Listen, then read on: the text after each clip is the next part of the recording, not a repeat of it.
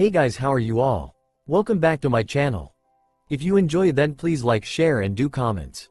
Uchiha Compound. Tatsuya Uchiha was laying on the ground. There was blood everywhere and he could barely move. He saw a few shinobi jump by and he weakly called to them. Who did this? The first one that seemed to be the leader asked. Itachi Uchiha. Tatsuya said with a little effort. Call for a medic, we need tea, the first ninja called before he was interrupted. No, Tatsuya said with a weak yell. Let me move on from this life to be with my beloved sister Hirin, who was also in this massacre. The Uchiha said, just make sure that you give these to Naruto-kun when he becomes a Chunin. Tatsuya said as he held out a box and a piece of paper. However, as the shinobi were turning away to go tell the Hokage since they had found no other people alive besides Sasuke Uchiha, they were stopped by Tatsuya again. And these? Tatsuya said, pointing to his eyes before his hand fell to the ground and he was dead. Medic, come and get these eyes, said the first shinobi. He came and got the eyes out and the 5 ninja jumped onto the rooftops. Later that day, Hokage-sama, we have just gotten back from the Uchiha compound and everyone aside from Sasuke Uchiha is dead. Itachi Uchiha was the one that did it. The Sandaime Hokage Hiruzen Sarutobi looked very puzzled. He had sandy white hair under his Hokage hat and he had on his Hokage robes. He was the genius of Konoha. So, it is odd that something was troubling him. Why would Itachi do such a thing? Thought the Hokage before he was cut off from his thoughts by the first shinobi. Hokage-sama, I would like to also report that when we got there was one other Uchiha alive. Said the first shinobi. Why did you not give him medical attention? Asked the Hiruzen, thoroughly perplexed.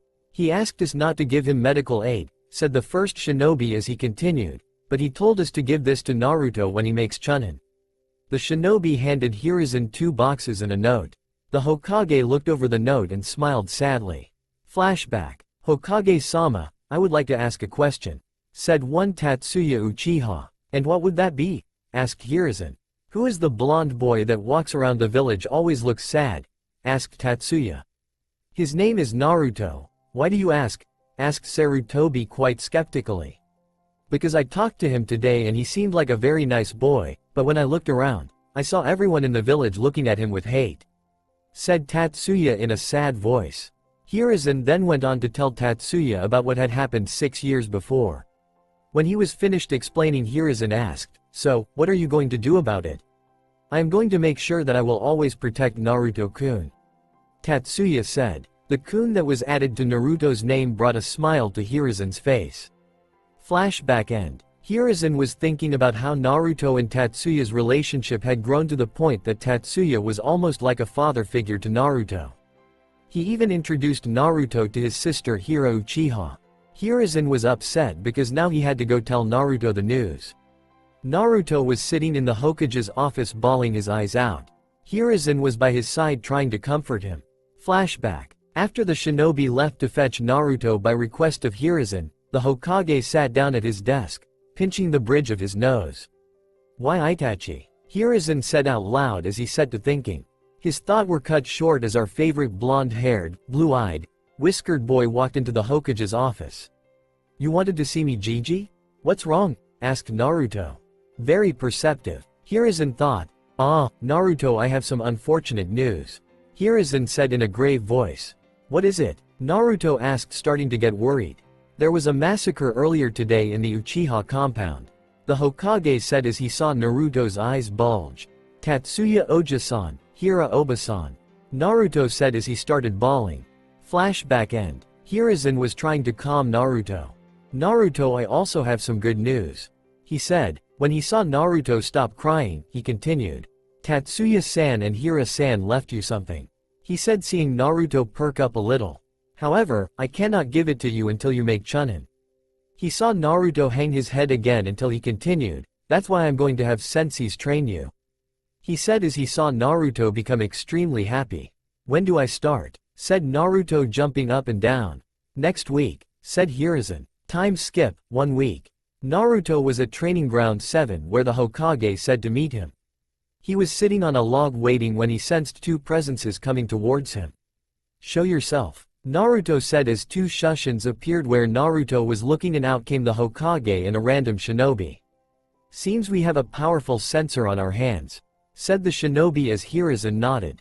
Oh, hey Gigi, hi bushy beard, he said as he shuzzled behind Naruto. Senin Garashi, 1000 years of death, he said as he put both hands together and put his pointer fingers out. Naruto had no time to react as he was poked in the asshole and sent flying in the air screaming. Shit, maybe I overdid it a bit, he thought as Naruto came back to the ground. Alright, that's enough, said the Hokage as he helped Naruto off the ground. Although, he had to admit that was quite amusing. This is Kamo Mabuchi, he will be teaching you basic ninja skills, said the Hokage as Naruto properly greeted his new sensei. Hello Kamo sensei, said Naruto. Oh yeah and Naruto, Hiruzen said as he was turning around to leave, here's your stuff, he said tossing a pouch with kunai and shuriken and a sheath with a sword in it. Ah cool, said Naruto as Hiruzen shushined away. Alright let's get started, said Kamo. Time skip 1 month. Naruto threw 10 shuriken and kunai at a tree. The shuriken made a perfect circle and the kunai made a perfect circle around the shuriken. Nice job Naruto, now let's do some kenjutsu, said Kamo to Naruto. Naruto had grown a little over the month and now stood at 5 feet 0 inches. He had become slightly muscular due to his training. He unsheathed his sword and his sensei created 3 shadow clones with swords who came at Naruto. He disarmed all of them in one strike and dispelled them in the next strike. Very well done Naruto, said his sensei. On to chakra control, said his sensei. Naruto's chakra control was surprisingly good for the amount of chakra reserves Naruto had, which were still growing. Control isn't as good as Sakura's or Tsunade's though. Naruto walked across the lake and over to a rock and then he punched the rock which shattered because of well-timed chakra output. You've mastered everything. Let's go to Ichiraku's and then I'll have you meet your next sensei, said Kamo as Naruto jumped up and down. Naruto had grown close to the shop owners of Ichiraku's and his sensei Kamo. They were part of the few people in the village who actually knew Naruto for who he was and not just the demon brat. Hey Ayame, old man Tuchi. Tuchi was the old man cook at Ichiraku's and Ayame was his daughter. Hey Naruto, said Ayame, miso ramen right? She asked. Believe it, Naruto said as Ayame chuckled and gave her dad the order.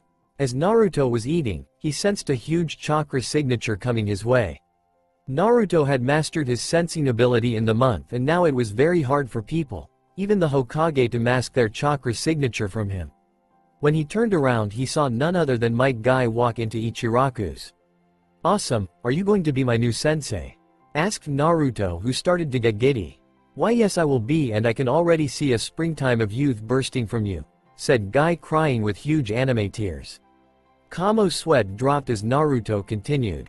Are you going to teach me the Taijutsu Goken, strong fist, that I've read so much about? Naruto asked now with anime tears coming out of his eyes. Yes, and then your flow of youth will burst even more, said Guy as he moved in for the hug until Naruto stopped him with a hand.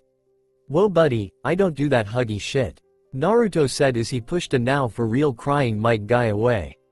Anyway, get some rest because we're starting tomorrow, Guy said after he stopped crying. Time skip, 3 months.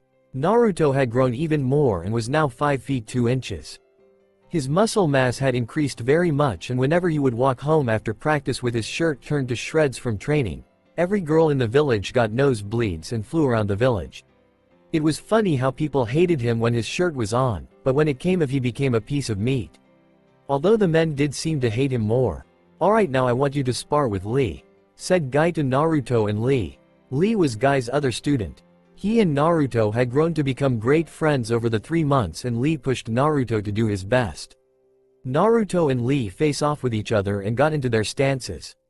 Naruto was the first one to move as he ran at Lee and threw a punch right at his face. Lee blocked the punch and sent a kick at Naruto. Naruto put chakra into his right hand and caught the powerful roundhouse before it got to his side. The fight continued on as blocked punches and kicks until Lee opened the third gate and performed reverse lotus on Naruto. That was an amazing spar filled with such burning youth. Naruto, you have mastered the Goken style, Guy said. Now it is time for me to show you to your next 2 senseis who will be teaching you ninjutsu. Guy said. Hi sensei. Naruto said, getting very excited. Naruto sensed two presences approaching as Asuma Sarutobi and Kakashi Hitaki appeared via Shushin. Asuma, Kakashi, my hip rival, said Guy as Kakashi's sweat dropped but ignored him. Shall we get started? Asuma asked as Guy and Lee left. Right now? Naruto asked, slightly tired. Kakashi just took out a piece of paper and said, we're just testing out your nature affinity. Oh okay, Naruto said as he was handed the piece of paper. Now channel some chakra into it. If it splits in half, it's wind. If it burns to ashes, it's fire. If it soaks, it's water. If it crinkles, it's lightning. And if it turns to dirt, it's earth. Asuma said as if he had said it 100 times, which he probably had. Naruto channeled some of his chakra into the paper and it split in half. Looks like it when, Asuma started until he looked at the paper again. On the left side of the paper at the top, a half burned to ashes. On the bottom of that half, it started to soak. On the right side of the paper at the top half, the paper crinkled up, and on the lower half it turned to earth. How is this possible? Kakashi thought. Does this mean I'm like the Sage of Six Paths? Naruto asked, surprising the Chunin even more. How do you know about that? Asuma asked. I read, of course. Naruto replied. He is the only person I've ever heard of this from. Kakashi said. We need to take a blood test. Kakashi said, and Asuma agreed. Time skipped 3 months. Alright Naruto, show us what you have learned, said Asuma, and Kakashi nodded his head. Start with fire, Kakashi said. Okay, Naruto said. Kaden. Gokakyu no Jutsu, fire release. Great fireball technique, Naruto said as he blew out a huge fireball that charred a few trees. Kaden. Enden, fire release. Flame bullet, Naruto said as he shot out a lot of fire bullets out of his mouth which hit many of the trees. Kaden. Hibashiri, fire release. Running fire, Naruto said as he blew out fire that made a ring around Kakashi and Asuma. Asuma blew some wind to get rid of the Jutsu. Very good, said Kakashi. The first two were C ranks and the third was AB rank, so good job. Alright, next up is water, said Kakashi. Sweden.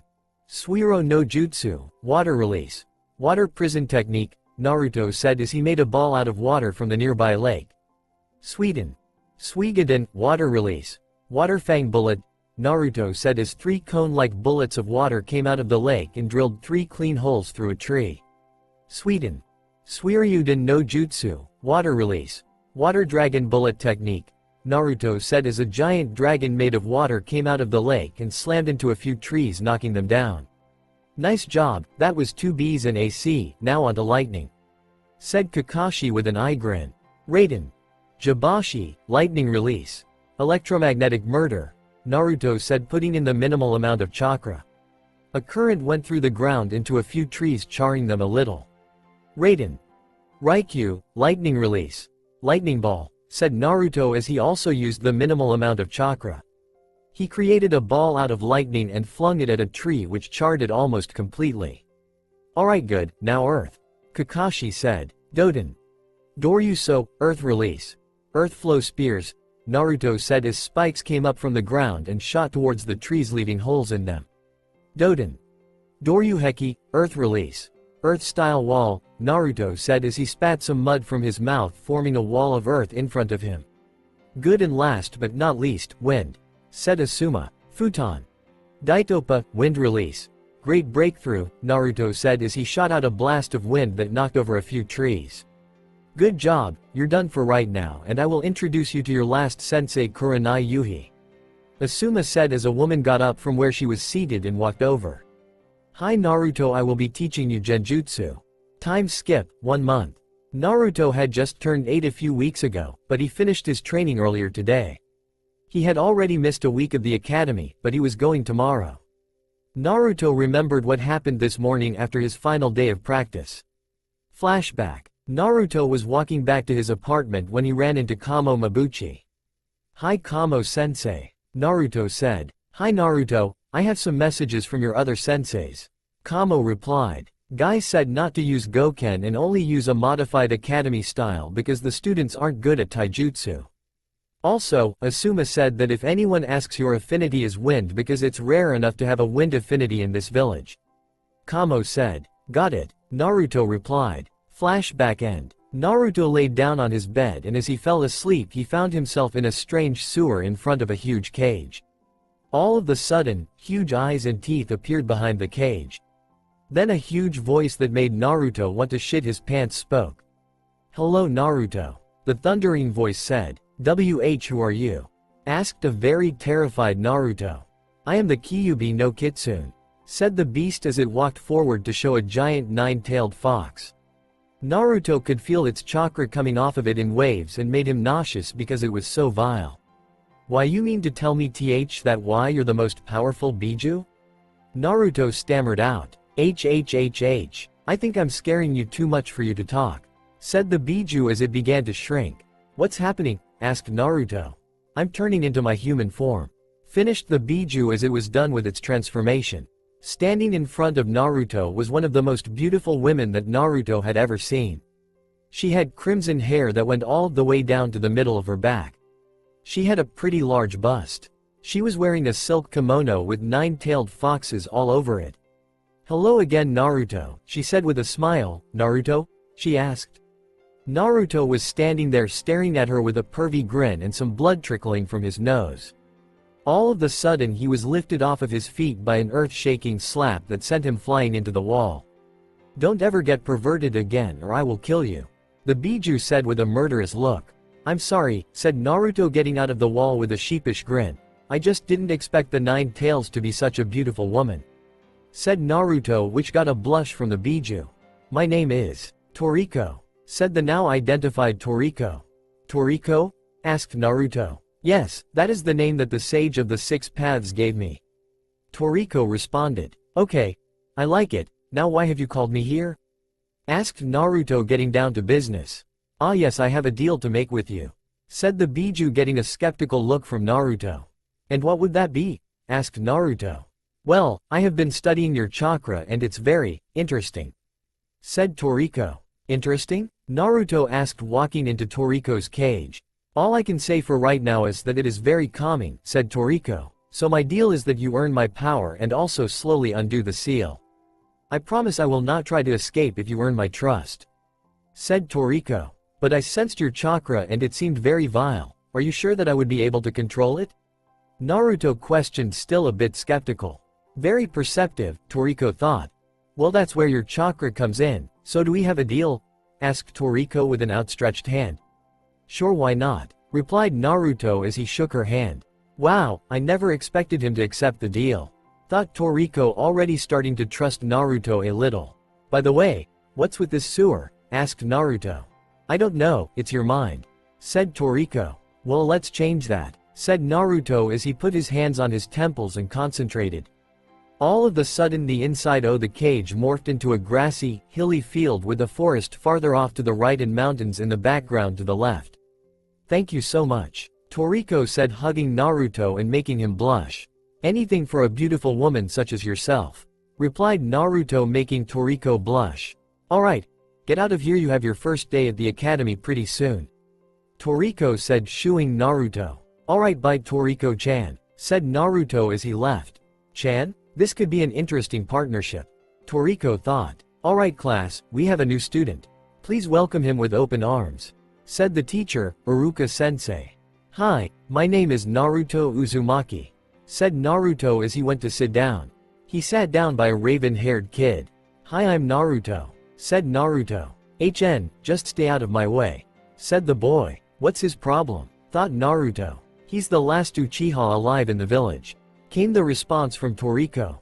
"Oh hey Toriko, I didn't know that we could communicate outside of my mind," thought Naruto. "Yeah, I can, and also, thanks for the field," Toriko said. "Yup, Naruto was interrupted from his conversation when a blur of pink and purple came to stand before him. "Hey, who told you that you could talk to my," said the purple blur before she got a look at Naruto. "Wow, he's really cute," thought the blur until she was interrupted from her thoughts. "What were you about to say, Ino?" said the pink blur, growing a tick mark on her head. "Nothing, Sakura," said the now identified Ino, who was still staring at Naruto. "Are you okay?" asked Naruto, causing Ino to blink and then blush. "Oh yeah, I'm fine," said Ino, still with a blush on her face. The now identified Sakura noticed this and got a devious grin on her face. Oh, so now you have a crush on Naruto here, said Sakura, causing Ino to blush an even deeper shade of red and causing Naruto to blush a little. No, I don't, stupid forehead, said Ino, getting a tick mark on her forehead. Whatever, Ino pig, he still isn't as hot as Sasuke, said Sakura, which got a HN from Sasuke. Ino and Sakura started headbutting until Iruka interrupted them. Alright class, let's settle down. Now for our first lesson, ninja tactics. Time skip 1 year. Alright class, today is the day of your exams, said Iruka, and everyone in the classroom except for Sasuke and Naruto groaned. Sasuke and Naruto had become major rivals over the years. Naruto was better than Sasuke, but Sasuke still got Rookie of the Year because it came down to voting and most of the people didn't want the demon brat getting Rookie of the Year. Naruto and Iruka had also become very close and Iruka felt like an older brother to Naruto. However, there was also another sensei whose name was Mizuki. He acted alright in class, but Naruto knew that Mizuki hated him. Ino and Naruto also grew closer over the year. Naruto would always go with her up to the Yondaime's head. Naruto had grown a little and was now 5 feet 4 inches and the second tallest person in the class besides Choji Akamichi. Alright, now the first part will be the written exam. You will have 50 minutes to complete this section. Ready, begin. Time skip 50 minutes. Alright class, pencils down, said Iruka after 50 minutes. Naruto had finished 20 minutes early and had taken a nap while talking to Toriko. Toriko woke him up after the test was over to hand in his paper. Kamo-sensei had taught him all of the stuff on the test and he knew that he got a 100. Alright, now let's move on to the next section, kunai and shuriken throwing, said Iruka as he and his students moved outside. Naruto went right to a tree and sat down to watch the other kids go. Time skip 20 minutes. Naruto, you're up, said Iruka. Okay, said Naruto as he walked over and got 10 shuriken and 10 kunai. He walked in front of the target and threw all 10 of his kunai at the same time, which all hit the bullseye mark. He then moved over to the next target and threw all of the shuriken at the same time and they hit the bullseye also. Everyone except for Sasuke and Ino gasped. Ino knew that Naruto was good because he had shown her. Sasuke had known because he was spying on Naruto training, but because Naruto was a powerful censor, he knew what Sasuke was doing and offered to train with Sasuke instead. Sasuke rejected. Naruto, you pass, said Iruka. Now on to taijutsu, said Iruka. You, spar me, said Sasuke to Naruto. Okay, said Naruto as he walked up to the sparring field. Ready, begin, said Iruka as Sasuke got into his clan stance and Naruto got into his modified academy stance. Sasuke ran at Naruto and sent a punch at his face. Naruto blocked his punch and sent one at Sasuke's stomach. The punch connected and Sasuke hunched over, but he got back up. I'm not going to lose to some filth like you, growled out Sasuke. Hey, just because you're a part of the esteemed Uchiha clan doesn't mean you have to be arrogant about it, retorted Naruto. Shut the fuck up about the Uchiha clan, you don't know how much I lost, yelled Sasuke. This got Naruto really angry, and when Sasuke threw a punch at Naruto's face, Naruto dodged it and sent a well-timed chakra punch at Sasuke's face. The punch connected, sending Sasuke into a boulder which shattered on impact. No, you shut the fuck up. You're not the only one. Who lost someone on that day. Tatsuya Oja-san and Hira Oba-san were the only ones. Who loved me when nobody else did, screamed Naruto as he couldn't help but start crying. Sasuke saw this from his position on the ground and couldn't help but feel sorry. He didn't know that Naruto had people from the Uchiha clan. This statement made everyone else sad except for Mizuki, who was only a little affected.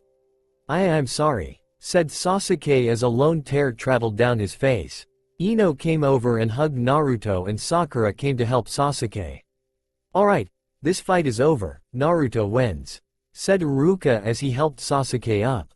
Little did everyone know that had been the catalyst for Sasuke's Sharingan and also for Naruto and Sasuke's friendship. Time skipped 30 minutes. The taijutsu matches had finished and everyone had gone inside for ninjutsu. Naruto was first. Alright Naruto, first you will do the clone jutsu, then the transformation jutsu, and finally the replacement jutsu. First up is Naruto, Iruka said as Naruto went up to perform the jutsus. Bunshin no jutsu, clone technique, Naruto said as 5 clones of himself came out. Then they dispelled. Henj no Jutsu, transformation technique, said Naruto as he turned into the Sandaime Hokage and then changed back.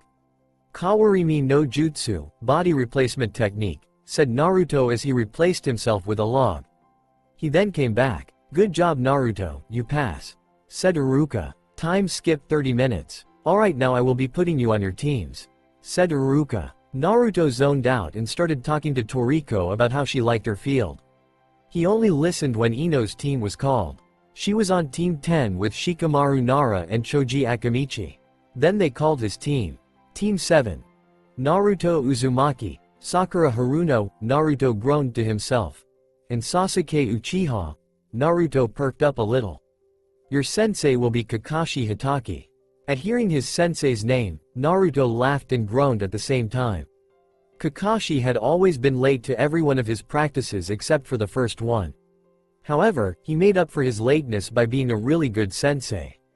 Time skipped 2 hours. Alright guys, let's get down to business, said Kakashi as he walked into the classroom. Where have you been? Sakura screeched. My first impression of you guys, Kakashi said, ignoring Sakura. I hate you, said Kakashi. However, the eye smile he gave to Naruto suggested otherwise. Alright, now let's go up on the roof to discuss some things, said Kakashi as he and Naruto shushined up to the roof, greatly surprising Sakura. However, she and Sasuke still ran up to the roof. Okay, now let's do an exercise, said Kakashi as Sakura and Sasuke got up onto the roof. So I want you to tell me your name, likes and dislikes, and hobbies and dreams, said Kakashi. Can you do it first as an example? Sakura asked. Fine, my name is Kakashi Hitaki. I have many likes and dislikes, none of which any of you guys should know. My hobbies, Kakashi scratched his head. My dreams, he scratched his head again. Alright, now you Pinky, he said, pointing to Sakura. All we learned was your name, but whatever. My name is Sakura Haruno. My likes are, looks at Sasuke with a smile. My dislikes are Naruto, gets a glare from Naruto. My hobbies are, looks at Sasuke with a blush. My dreams are, looks at Sasuke again with a pervy smile and blood trickling from her nose. Sigh, looks like I have a fangirl on my hands and not much of a team player either, Kakashi thought. Okay, you next, he said, pointing to Sasuke. My name is Sasuke Uchiha and the only living thing I like is Naruto. This got a smile from Naruto, but Sakura started crying. I dislike many things. I don't have any hobbies or dreams, but my ambition is to kill a certain someone. Okay, Kakashi said, and last but not least Naruto. Kakashi said, pointing to Naruto. Okay, I like training and ramen and I dislike fangirls, Sakura glared at Naruto. My hobbies are eating ramen and training, and my dream is to become the most powerful shinobi and Hokage ever. Alrighty then. Meet me tomorrow at Training Ground 7 at 9 AM and don't eat breakfast unless you want to throw up, said Kakashi. Hi, said all 3 of the kids as they left. Time skipped 6 hours. Naruto had just gotten back home from hanging out with Ino and went to bed after a long day. Right now he is talking to Toriko. Wow, I've never realized how cool this field is, said Naruto in awe. Yeah, it is pretty fun in here, said Toriko, but it can get kind of boring in here at times. Oh, let me fix that then, Naruto said as he put his hands on his temples. When he took them off, there was a stream that led to a pond with a waterfall and cherry blossom trees surrounding it. Also, there were foxes that were running around and nuzzling Toriko and Naruto. Toriko petted one the head. Thank you so much Naruto-kun, said Toriko, which surprised Naruto because of the kun part. You're welcome Toriko-chan, Naruto replied. Alright, well I had better actually hit the sack. Oh wait, by the way, you can now use 2 tails of my power without losing control, Toriko said. Okay, thanks, Naruto said with a smile. Oh, and also, something is happening outside of your apartment, she said, cutting the connection. Naruto woke up and jumped out of the window. He looked to the right and saw a man running towards the gates with a giant scroll on his back. The scroll of seals, thought Naruto as he moved into action. Doden. Doryuheki, Earth release. Earth-style wall, Naruto said as he slammed his hands into the ground. A giant wall sprang up in front of the man. Give me the scroll Mizuki, shouted Naruto to the now identified Mizuki. HNHNHNHNH, You think I'm going to give you this scroll? Orochimaru promised to give me power if I brought him this scroll. Said Mizuki with a sneer. Fine, I'll just have to stop you then. Replied Naruto. Huh, as if. Well, at least I get to have ultimate power and kill the demon brat, said Mizuki. Do you know why everyone hates you so much? Asked Mizuki. Yeah, it's because I have the Kyuubi no Kitsune inside of me, but she's actually a very nice girl. Said Naruto, getting a blush from Toriko. Girl? Thought Mizuki out loud, but he was interrupted as Naruto ran at him. He took out a demon windmill shuriken and threw it at Naruto. Naruto was prepared for this and took out his sword, channeled some wind chakra into it and sliced straight through the shuriken, all while running. He then put away his sword and got into his Goken stance. Mizuki tried to punch him, but Naruto spun around the punch and sent chakra to his elbow. At the same time he elbowed Mizuki in the head, and the impact was so hard that when Mizuki's face hit the ground, it went right through it. It was a one-hit KO. Alright, now to tell Gigi, said Naruto as he bound Mizuki and Shushined to the Hokage's office with Mizuki and the scroll. When Naruto got to the Hokage's office, he told Hiruzen what had happened with Mizuki. The part about Orochimaru worried him the most. I'll have to deal with this personally, thought Sarutobi. I see. Well, I guess I have no other choice but to give the scroll to you for safekeeping. If you want, you can study a few techniques from it, said Sarutobi. Cool, see ya Gigi, said Naruto as he shushined back to his apartment. He studied some new ninjutsu and even learned some fuinjutsu for the next day. Time skipped 10 o'clock. Alright, sorry I'm late, I ran across a black cat and I had to take the long road, said Kakashi. Whatever, let's just get this started, said Sasuke with a bored look. Alright then, here are the rules, same as in canon, said Kakashi. Ready, begin, said Kakashi. Everyone besides Naruto disappeared. Wow, Naruto, I'd expect you of all people to know that one of the main tactics of a ninja is stealth, Kakashi said. That is true, unless I already have a plan, said Naruto as he ran at Kakashi. Man, now I can't read any icha, thought Kakashi as he got on the defensive. Naruto quickly delivered 2 punches which Kakashi dodged. Naruto then went for the leg sweep, and when Kakashi jumped in the air, Naruto went through some hand signs at a very fast pace. Futon. Daitopa, wind release. Great breakthrough, said Naruto as he sent Kakashi into a tree. However, Kakashi dispelled once he hit the tree. I knew it now, where's the real, thought Naruto until he sensed Kakashi too late as he was kicked in the back of the head. You'll have to do better than duh, said Kakashi until he noticed the seal on Naruto's back. Wah, thought Kakashi until he realized and jumped away at the last second before Naruto exploded. Phew, that was close, but since when did Naruto learn the shadow clone technique and fuinjutsu, sealing techniques? Thought Kakashi as another Naruto came out and ran at Kakashi. Alright then, said Kakashi as he ran at Naruto and attacked him this time.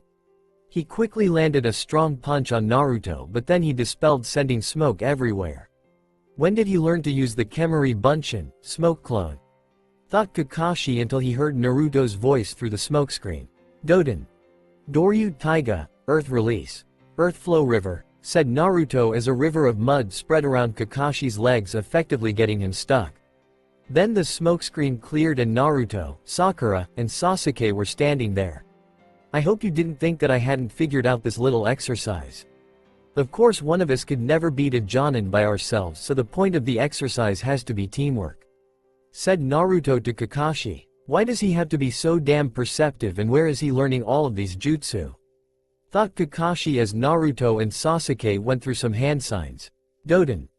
Doryuden, Earth Release. Earth Dragon Bullet, Naruto said as the head of a dragon came up from the river of mud and shot out bullets of mud at Kakashi. Kaden. Enden, Fire Release. Flame Bullet, said Sasuke as he shot out bullets of fire from his mouth which collided with the mud bullets that were going towards Kakashi as he made some hand signs.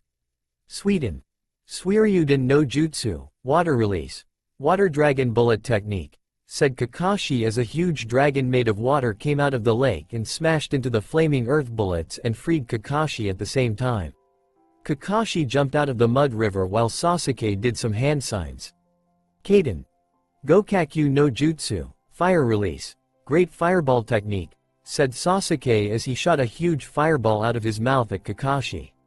Kakashi jumped over the fireball, but that was what Naruto had planned. Futon. Kei's no Yaiba, wind release. Blade of wind, Naruto said as he threw a sickle of wind at Kakashi and aimed it perfectly so that it cut the bells off of Kakashi's waist. Sakura ran underneath the bells and was about to catch them when Kakashi yelled.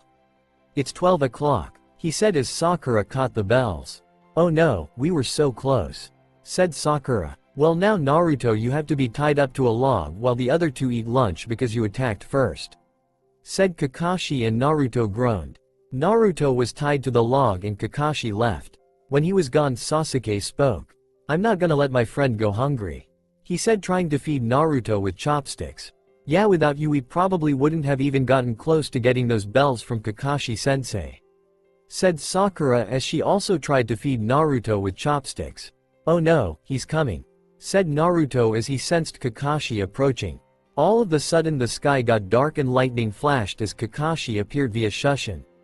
"I told you not to feed him," said Kakashi, scaring the shit out of the three genin. "You," said Kakashi with a demonic voice that scared the three even more. "Pass," finished Kakashi with an eye smile as the sky lightened up.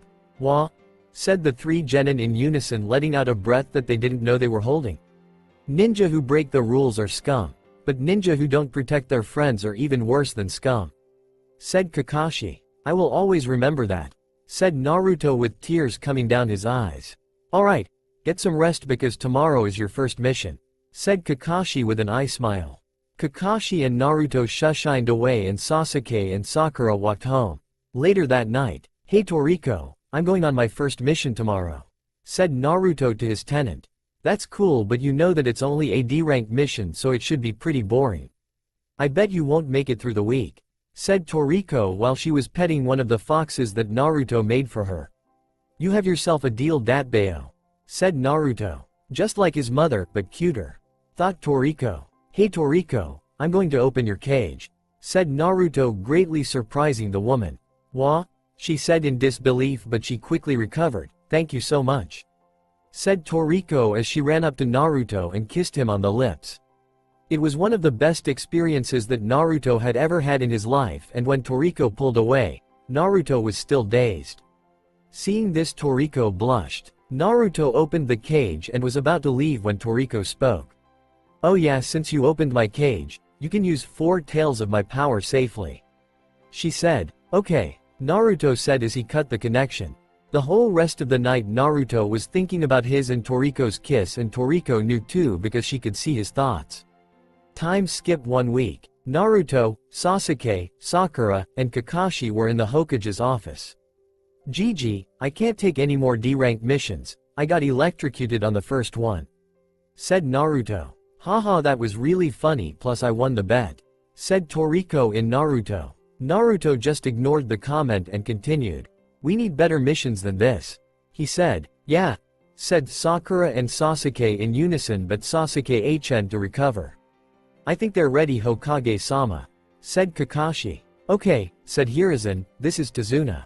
A drunk old man walked into the Hokage's office while Hiruzen spoke.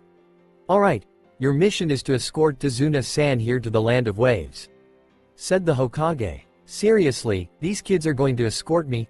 asked Tazuna skeptically. "I think that these children are more than capable of handling this mission. Plus they have a Jonin sensei with them just in case things get a little out of hand," said the Hokage to Tazuna. "Alright, I hope you're right," said Tazuna with a sigh. "Alright, now that that's settled, meet us tomorrow at the gate at 9:30 sharp," said Kakashi to Team 7. "Okay," replied Team 7 in unison as Naruto and Kakashi shushined away and Sakura and Sasuke walked out, leaving Tazuna and the Hokage alone. "Don't worry, those children are more than capable. Now, if you'll excuse me, I have some paperwork to finish," said Sarutobi to Tazuna, and Tazuna left the room. Next day, Naruto and the rest of Team 7 got to the gates at 9:30. When they got there, Kakashi and Tazuna were already there waiting for them. "What, Kakashi-sensei is early?"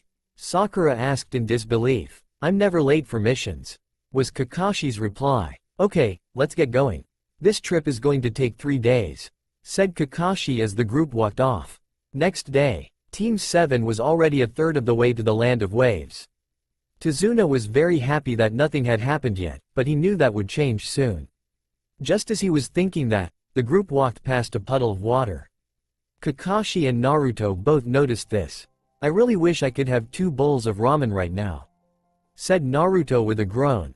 Just as the group passed the puddle, it exploded and 2 figures came out holding a chain in between them. They ran straight for Kakashi and cut him in half with the chain. "1 down and 4 to go," said one of the people. The one that said it had long spiky black hair, while the other one had long straight black hair. They both had on Kirigakure forehead protectors, but the one with spiky hair had a forehead protector with 2 horns and the other had 1 horn. Naruto recognized these 2 ninja from the bingo book as the Demon Brothers. They were Chunin level missing nin from Kirigakure. "Well, it looks like we took out the Jonin in the group, so these genin shouldn't be a problem," said the one with the 2 horns known as Maizu. As both brothers ran at Team 7, Naruto gave the orders. "Sasuke, you come with me. Sakura, you protect Tazuna-san," said Naruto. Sakura was freaking out but was trying her best to stay under control. Naruto unsheathed his sword and surrounded it with wind chakra. He and Sasuke ran at the 2 brothers and attacked. Sasuke threw shuriken at the brothers which forced them to jump. Naruto took advantage of this and cut their chain in half. When the brothers landed, they got in their stances. Maizu had a gauntlet on his left hand and his brother Gozu had one on his right hand. "They're a little better than I thought, but we'll destroy them in taijutsu," said Gozu. Naruto sheathed his sword and got into his Goken stance while Sasuke activated his clan's bloodline and got into his stance. Naruto ran at Maizu while Sasuke charged Gozu. Maizu sent a punch at Naruto with his gauntlet hand.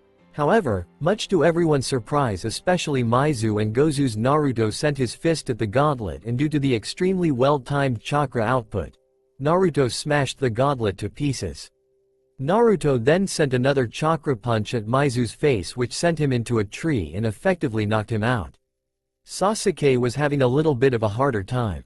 Even though he could effectively dodge all of Gozu's attacks with his Sharingan, he was having trouble getting past the gauntlet's defense. Finally, Sasuke was able to get through Gozu's defense and kicked him down. However, when Gozu was getting up, Kakashi appeared behind him and chopped him in the neck and knocked him out. Kakashi then pulled some rope from his pouch and tied the 2 brothers up to a tree. When they woke up, Kakashi had some questions. "We easily spotted you because Naruto here is a powerful sensor and the number of ramen he donated was the signal for how many people there were. Also, why would there be a puddle when it hasn't rained in days?" said Kakashi. "Now, who do you work for?" Kakashi asked. "We'll never tell you," came the reply from Maizu. "Naruto," said Kakashi as he walked towards Tazuna. "Nihon Shoja no Jutsu, Temple of Nirvana Technique," Naruto said as he cast the genjutsu on the brothers.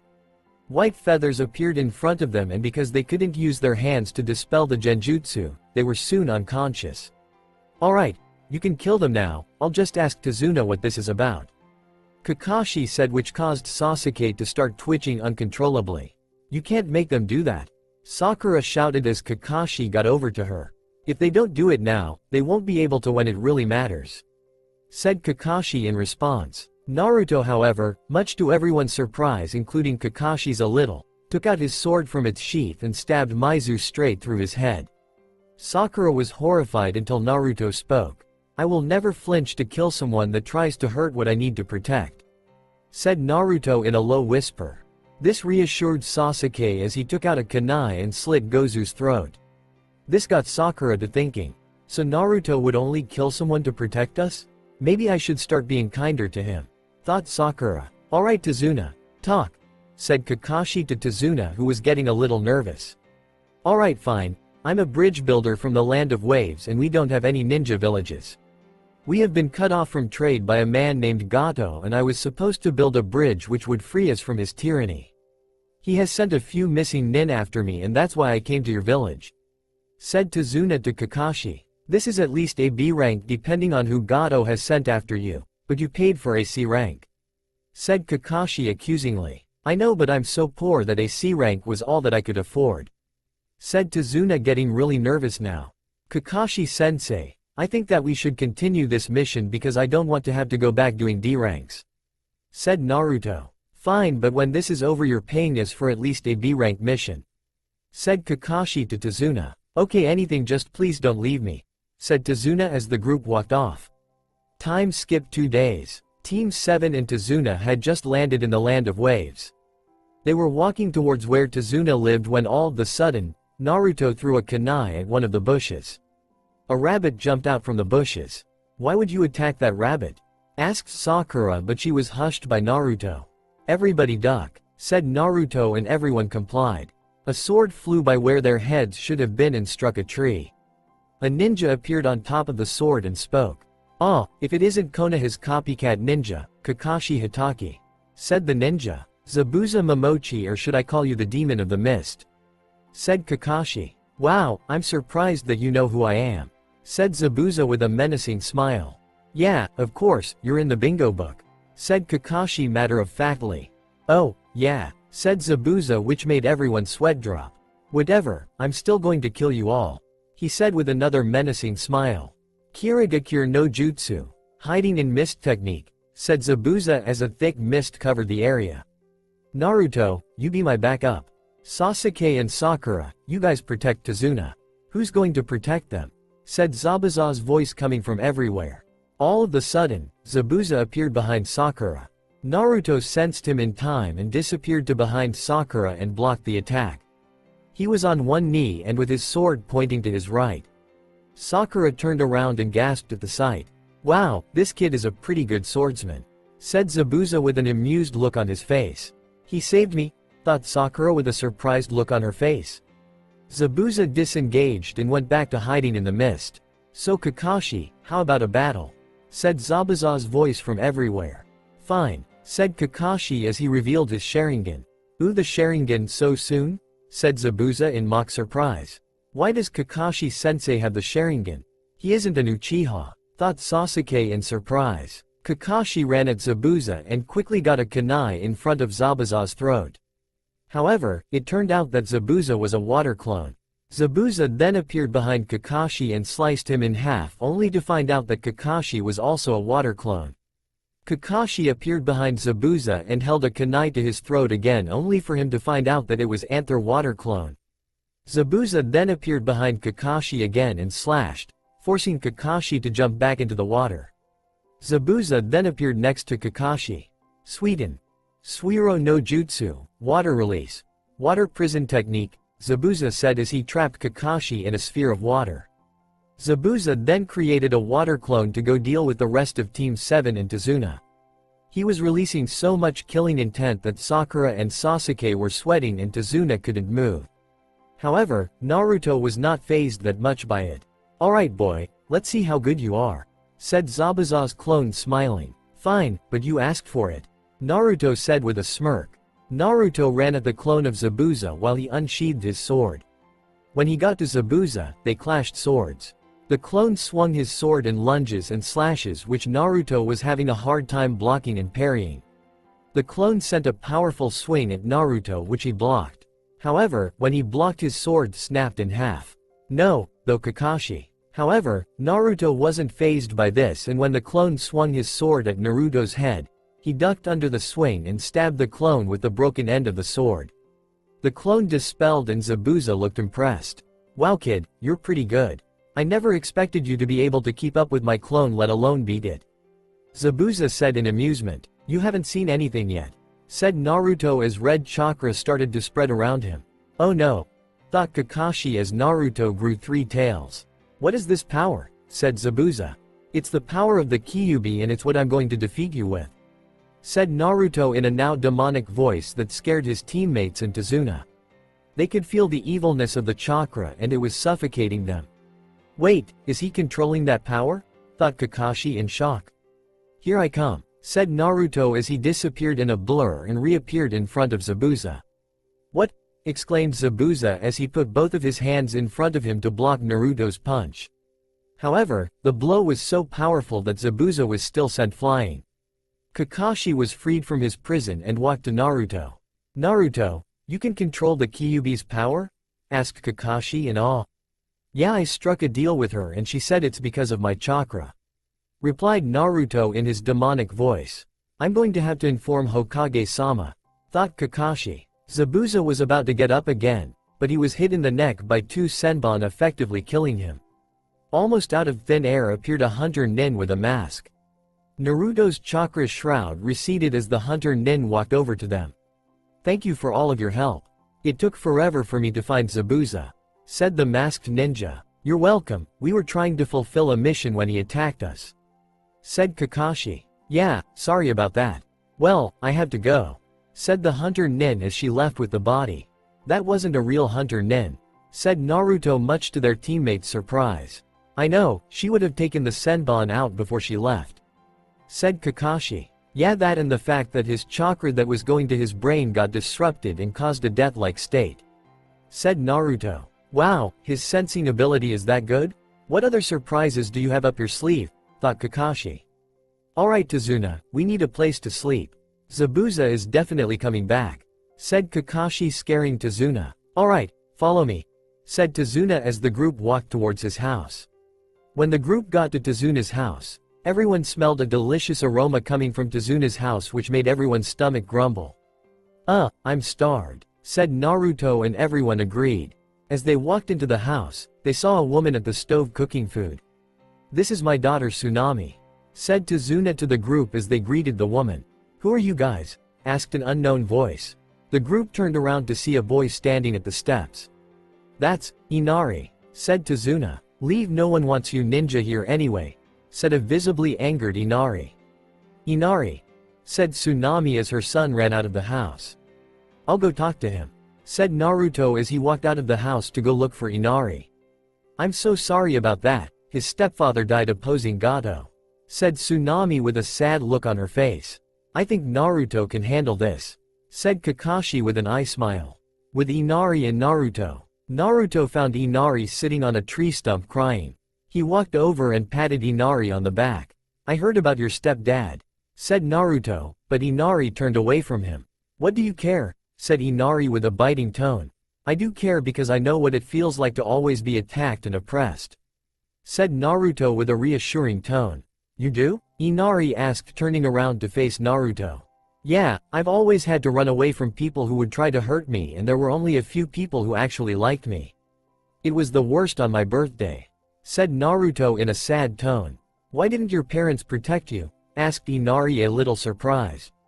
I don't have any parents. The Hokage said that they died when I was just an infant, said Naruto with a lone tear going down his eye. Wow, I never knew that there were people who had it worse than me, said Inari. Yeah, well, that's why I fight to protect the ones that I care about. That's what keeps me going, said Naruto with a sad smile.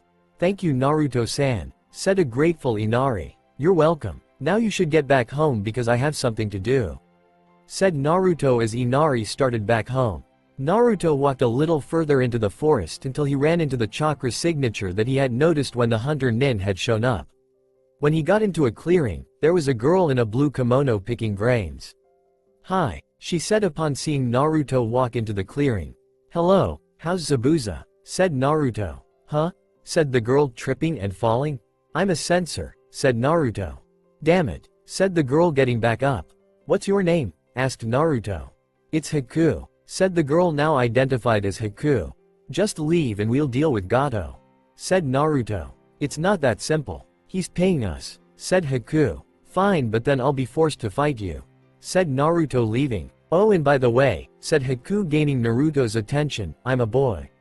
No you're not, said Naruto before leaving. How is he so damn perceptive? Thought Haku. Naruto was on his way back to the house when he heard a call for help coming from a nearby town. He got to the town as quickly as he could to see 5 bandits gripping none other than Tsunami. All of the bandits wore blue battle gear with swords attached to their backs. Shut up, bitch. You don't pay your taxes to Gato, then you'll have to pay us, said the bandit holding down Tsunami. Hey, the lady doesn't like that, said Naruto, who was on top of a building. Who do you think you are, brat?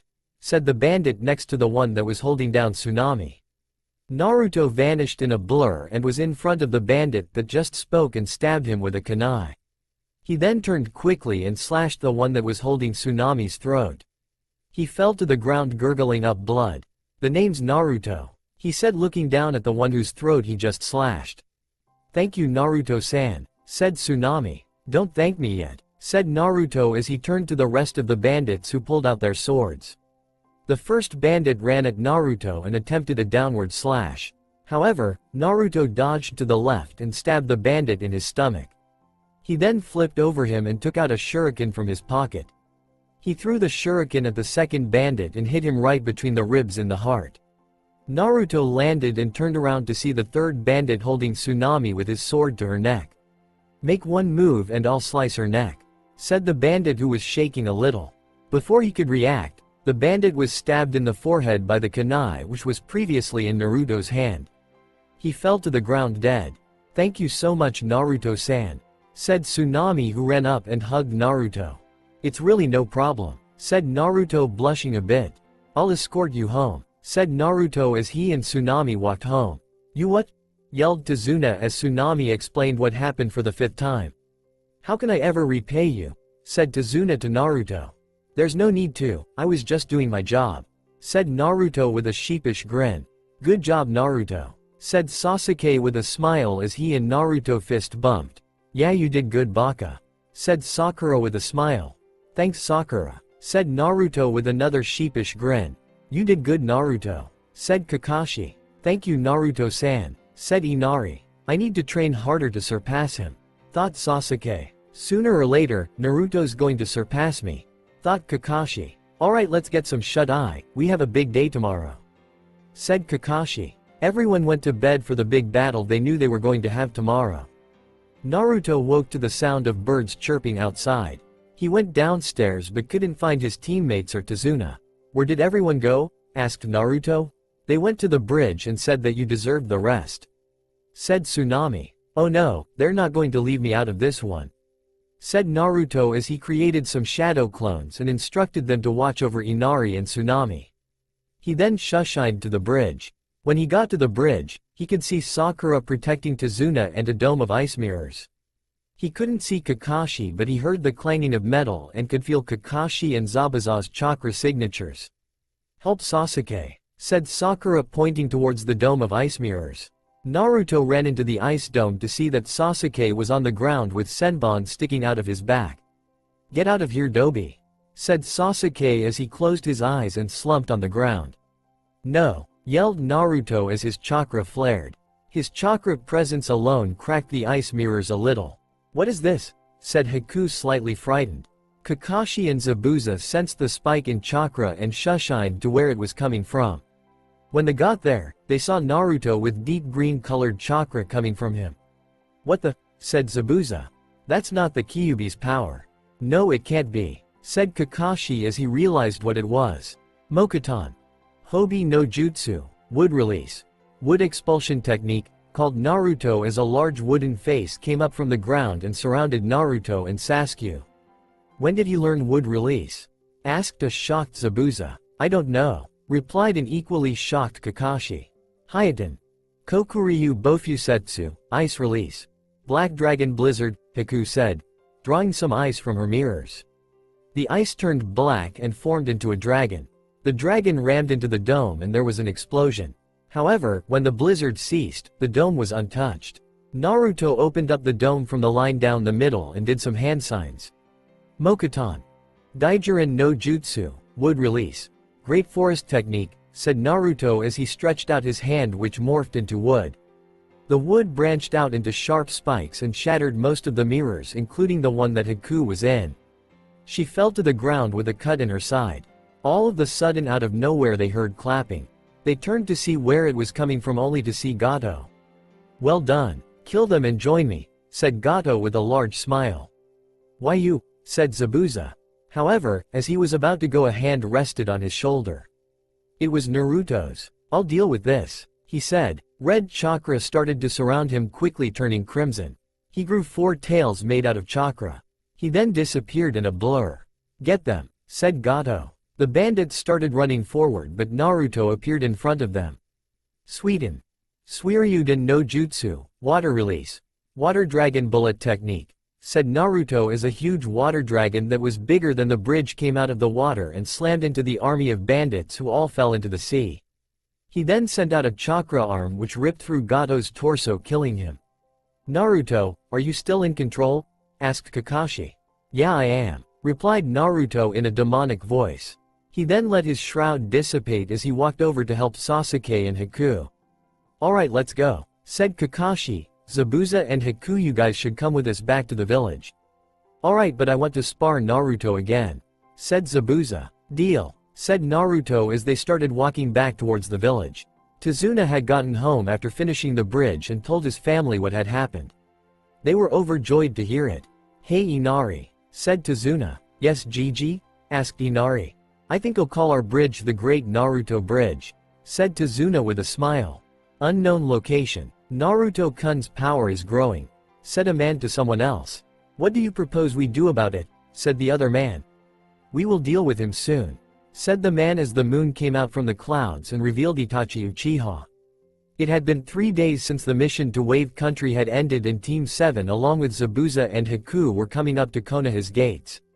Alright guys, we're finally here, said Kakashi. Once they landed at the gates, Konoha's eternal gatekeepers were right there.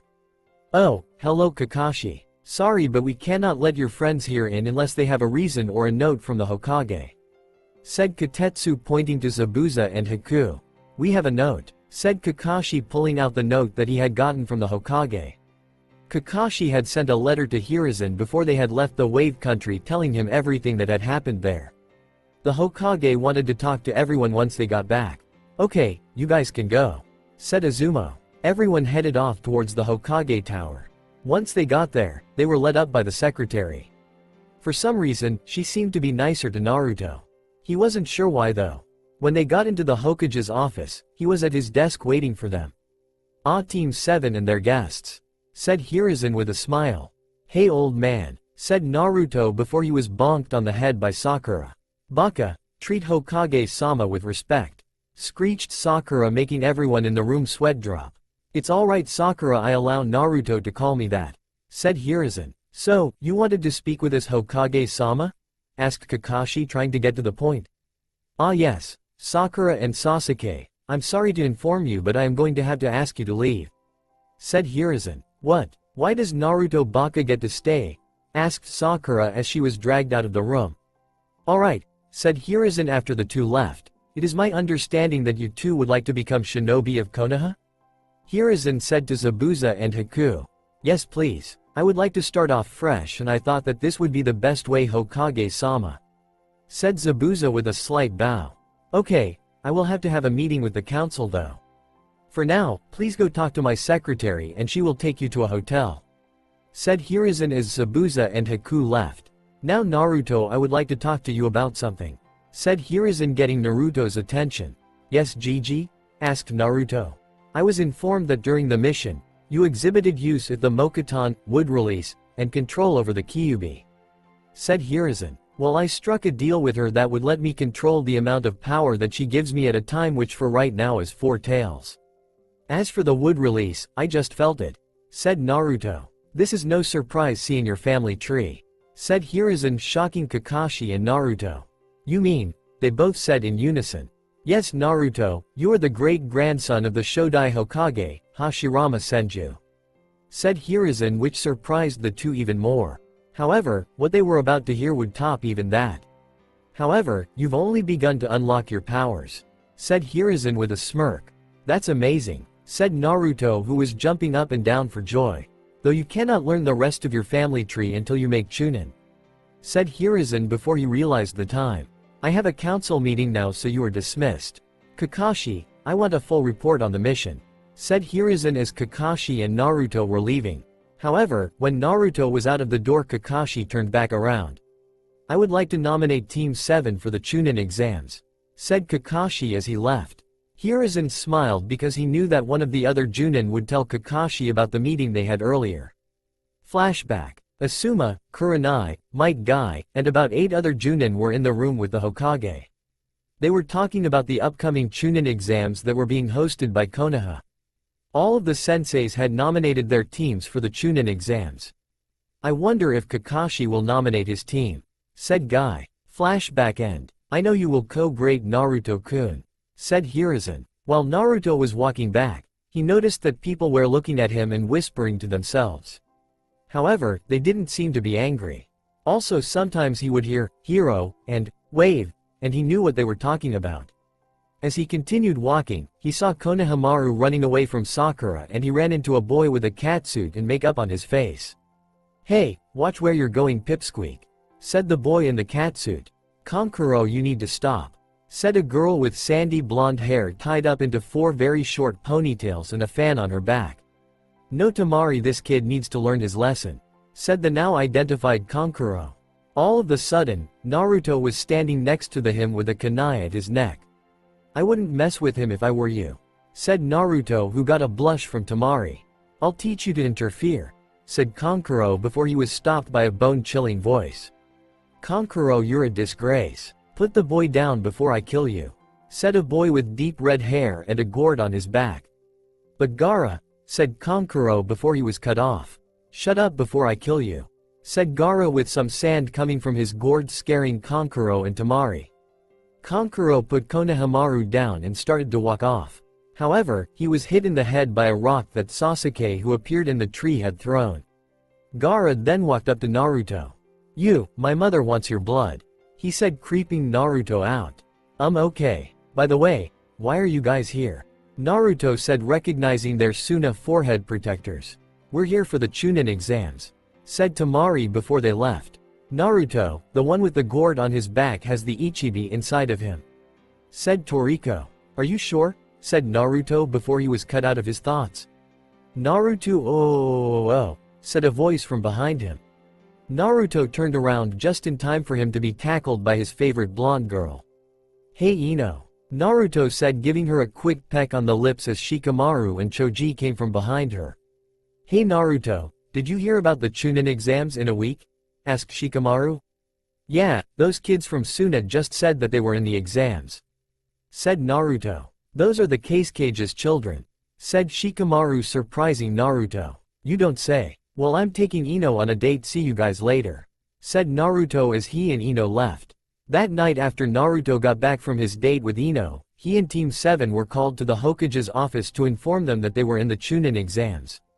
After the rest of Team 7 left, Hiruzen told Naruto to look for a seal in the scroll of seals.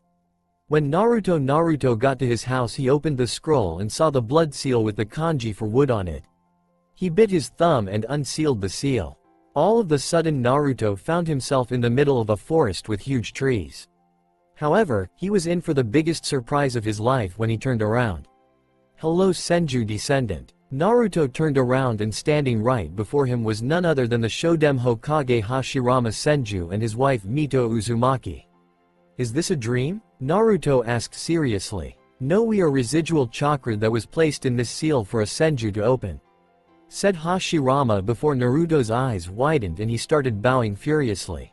Sorry Mito-sama and Hashirama-sama, said Naruto, still bowing. You impudent whelp, why did you not bow sooner? Hashirama bellowed, making Naruto cry anime tears. I'm so sorry, said Naruto until he heard Hashirama laughing his head off. Hey, said Naruto with a frown. I'm sorry, why? Said Hashirama. Naruto Uzumaki, said Naruto, making Mito widen her eyes in shock. You're an Uzumaki and a Senju? Asked Mito, making Naruto nod. Well then that makes it better, said Hashirama. I'm your great-grandson, said Naruto, making the couple widen their eyes even more. Really? Who are your parents? Asked Mito, making Naruto look down in sadness. They died while I was an infant, said Naruto, making his great-grandparents sadden. Well, said Hashirama after a moment of silence, how would you like to learn from each of us? He said, making Naruto perk up. I already know Mokuton, said Naruto, making his ancestor's eyes widen. Really? Well, I'm going to teach you some more techniques, he said, making Naruto nod his head. Also, since you're an Uzumaki, it will be easier to teach you sealing techniques, said Mito, which Naruto also nodded at. Alright, now follow us. I put a jutsu on this seal that crams 5 months into one night, said Hashirama as he and Mito walked off in 2 different directions. Naruto created 100 Kage Bunshin, shadow clones, and made 50 go with Mito and the other 50 go with Hashirama. Both of his teachers got to 2 separate clearings and stopped ready to train. With Mito, "Alright Naruto-kun, let's start with sealing," said Mito as all of the Narutos replied. "Right," they all said at the same time, making Mito sweat drop. With Hashirama, "Okay Naruto, get ready for a brutal time," said Hashirama. Naruto gave a determined thumbs up, causing Hashirama to cry anime tears. "That's my great-grandson," said Hashirama through his tears. 5 months later, Naruto had grown and was now 5 feet 6 inches and was taller than Choji by an inch. He had gained much more muscle mass and his clothes barely fit him. "You've progressed much Naruto," said Hashirama as Mito nodded. "Alright, well our time is up, we'll miss you Naruto-kun," said Mito with a tear in her eye. "I'll never forget you," Naruto said as the forest faded away. Naruto was back in his room and it was morning time, and Naruto left the house to get some new clothes. He got to the store and went into the dressing room to get some new clothes. When he came out, some of the kunoichi in the store got small nosebleeds. Naruto was wearing a black sleeveless hoodie with an orange Uzumaki clan symbol on it and a fishnet shirt underneath that went to between his elbow and shoulder. He wore fingerless black gloves. He had on dark blue sweatpants that were bunched up at the bottom and wrapped with tape. He had the same ninja sandals as before, but they were in a larger size. He paid for his outfit and left to talk to the Hokage. When Naruto got into the Hokage tower, he found out that Hiruzen was waiting for him with Zabuza and Haku. "What's this all about?" asked Naruto when he walked into the office. "Well, as of now we have a new Tokubetsu Jonin in the T&I department and who will help Kakashi Hatake with Team 7. Also, we have a new genin. Haku will be on Team 7 and will go on all team missions," Hiruzen said as Naruto perked up. "Cool, wait, won't that not be fair in the Chunin exams?" Naruto asked Hiruzen. "Very perceptive, but no, because I have taken extra precautions because of this. I suggest that you start training because the Chunin exam starts in a week," Hiruzen said as the 3 left to go train with their team. 1 week later, everyone arrived at the academy for the start of the Chunin exams. Everyone filed into a room with a door that was blocked by 2 genin. "We're not gonna let you pass," they said, making Naruto sigh. He leaned over to them. "Guys, it's just a genjutsu, but don't say anything," Naruto whispered. "Sasuke Uchiha, fight me," said a boy in a green spandex bodysuit with a bowl-style haircut. "Hey Lee," said Naruto, surprising everyone, "I don't think we should fight here." "I agree Naruto-san, we will fight later Uchiha," Lee said, getting a HN from Sasuke as the teams walked to the second floor. When they got to the second floor, Naruto used his sensing ability to sense people's chakra reserves. He then let out some ki, at which some people fainted. "Hey, you shouldn't draw attention to yourselves like that," said a silver-haired man as all of the Rookie 9 and Guy's team came into the room with Ino giving Naruto a hug. "And who are you?" asked Naruto, seeing the Konoha forehead protector on his head. "I'm Kabuto Yakushi," said the now identified Kabuto. "You look kind of old, how long have you been a genin?"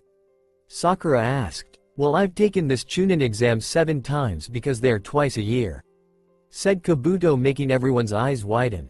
"However, I do have information collected on all the people here," said Kabuto, taking out a stack of cards. "Can you look up Gaara, Rock Lee, and Naruto Uzumaki?" Sasuke asked with a smirk. "Ah, you already know their names," said Kabuto. "Alright, Gaara first. He is a Suna Nin and is the son of the Yondaime Kage. Not much about his abilities are known except that he uses the gourd on his back. It says that he's been on 10 D rank missions, 47 C rank, and 3 B rank. And get this, he's never even gotten a scratch on any of them." Kabuto finished, making everyone in the room gasp. Now for Rock Lee. He is a Konoha nin who specializes in taijutsu, but there isn't really anything here about his ninjutsu or genjutsu skills. He's been on 15 D rank missions, 6 C rank, and 1 B rank, Kabuto said. And finally, Naruto Uzumaki. He is a Konoha nin and is a sensory-type nin. It also says that he is good at Tai, Gen, and Ninjutsu, but it doesn't say how good. He has been on 5 D-ranked missions and 1 C-turned-a-rank mission. Kabuto finished, getting a small gasp from everyone.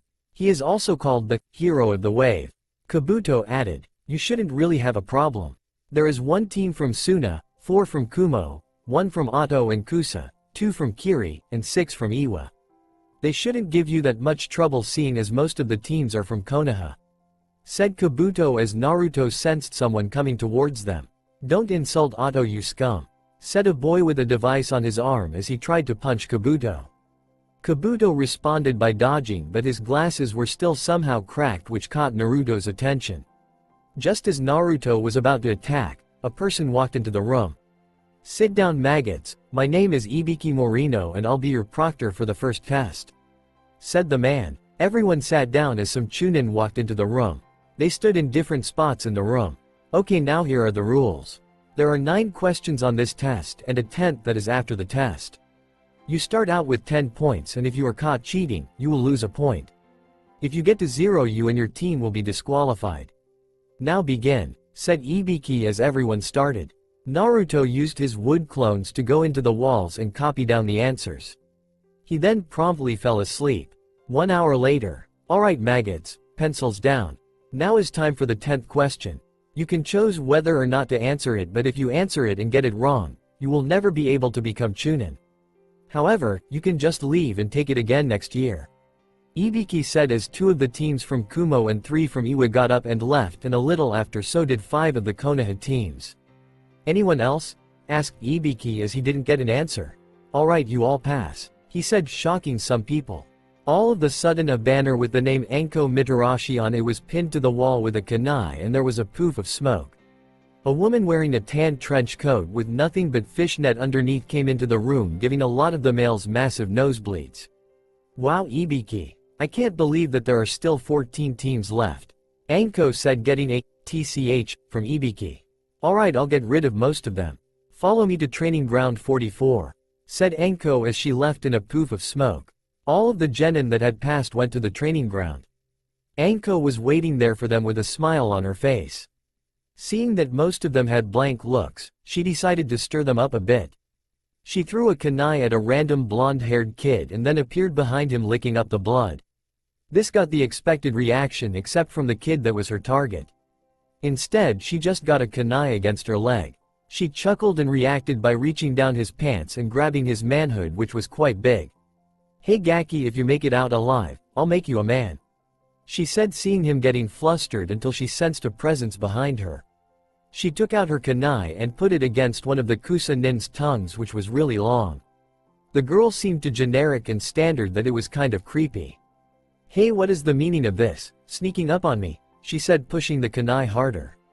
"I was just giving you back your kunai," replied the girl as Anko pulled the kunai away. "Just be careful, cuz I could have killed you."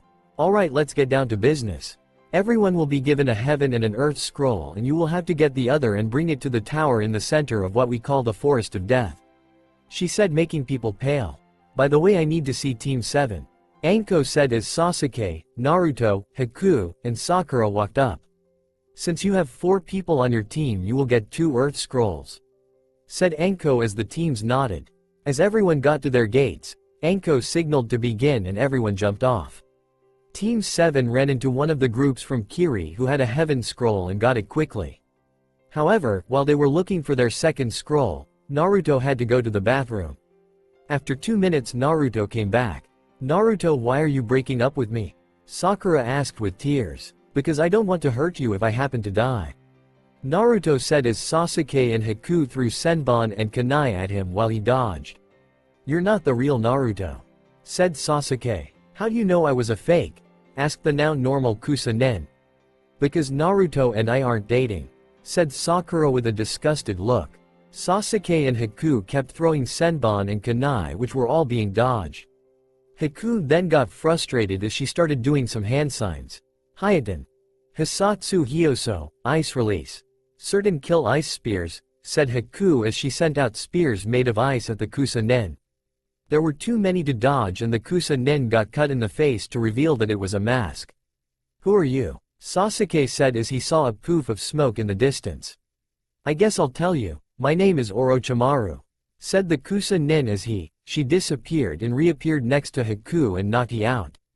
"I might have to mark her for her ability." He decided not to as he went on to biting Sasuke and leaving. When Naruto got back, they woke up and made their way to the tower while they got into a fight with Otto where Sasuke revealed his curse mark. Also, Naruto apparently fought a clone of Orochimaru and got whopped and got a seal on his stomach. Naruto, however, was able to unseal it, redistributing Toriko's chakra once again. Their senseis at the tower told them that there would be a preliminary if there were too many people for the final and they need to get some rest. Alright, my name is Hayate Gecko and I will be your proctor for the preliminaries, said Hayate Gecko. If anyone wants to forfeit, it will not affect your team. He said as many people forfeited, including Zaku and Kabuto. Alright, now look up on the screen for your matchups, Hayate said as everyone looked up at the screen. Temari vs Ten, Gaara vs Rock Lee, Kiba vs Naruto, Sasuke vs Dosu, Sakura vs Ino, Neji vs Hinata, Shikamaru vs Kin, Choji vs Karui, Shino vs Omoi, Haku vs Samui, Kankuro vs Zobo, Iwa.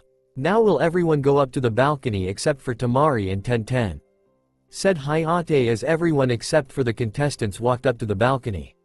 Alright, the first match is between Temari and Ten, said Hayate. Ready, begin, said Hayate. Same as in canon. Winner, Temari, said Hayate as the medics took Temari to the infirmary. Next match is Gaara vs Rock Lee, said Hayate as the two came down to the ring. Ready, begin, same as in canon. Winner, Gaara. Wow, I'm surprised that Lee lost.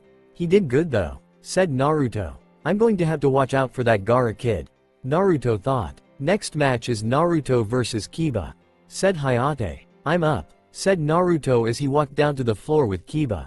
I don't care how good you are, I'm definitely going to beat you, said Kiba. Alright, said Naruto in a bored state.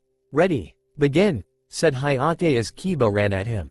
Naruto got into the Goken stance as Kiba ran at him. Kiba threw many punches and kicks at Naruto, who easily dodged and blocked them. Kiba got angry and sent a kick at Naruto's face, which he caught. He swept Kiba's left foot off the ground and sent a roundhouse kick that was augmented by chakra at Kiba's side, which sent him flying into the wall. Kiba, however, got up looking very angry. Let's go Akamaru, he said, getting a yip from his dog. Gatsuga, Fang passing Fang, he said as he and Akamaru started spinning and rammed into Naruto, who poofed into a thick black smokescreen. Oh no, it's a Kurumi Bunshin, smoke clone, Kiba said as he couldn't see Naruto and Akamaru couldn't smell him. All of a sudden everyone heard something that made the Hokage smile. Kage Bunshin no Jutsu, shadow clone technique, said Naruto as the clones sent a barrage of punches and kicks at Kiba and Akamaru. When the smoke cleared, a battered, bruised and unconscious Akamaru and Kiba were lying on the ground with Naruto standing over them triumphant. Everyone cheered for Naruto's victory. Winner, Naruto Uzumaki, said Hayate. Next match is Sasuke vs Dosu, said Hayate as the two genin came down and got into their stances as Sasuke's fangirls cheered. Ready, begin, said Hayate as Sasuke was immediately blasted into the wall by a sound wave that came from Dosu's gauntlet. This Uchiha'll be easy, said Dosu, but he knew otherwise as the Uchiha had broken both of his arms in the forest. No Sasuke-kun, said Haku, which made Naruto look at her in a weird way. She noticed this and looked away blushing. Sasuke got up and was looking pissed.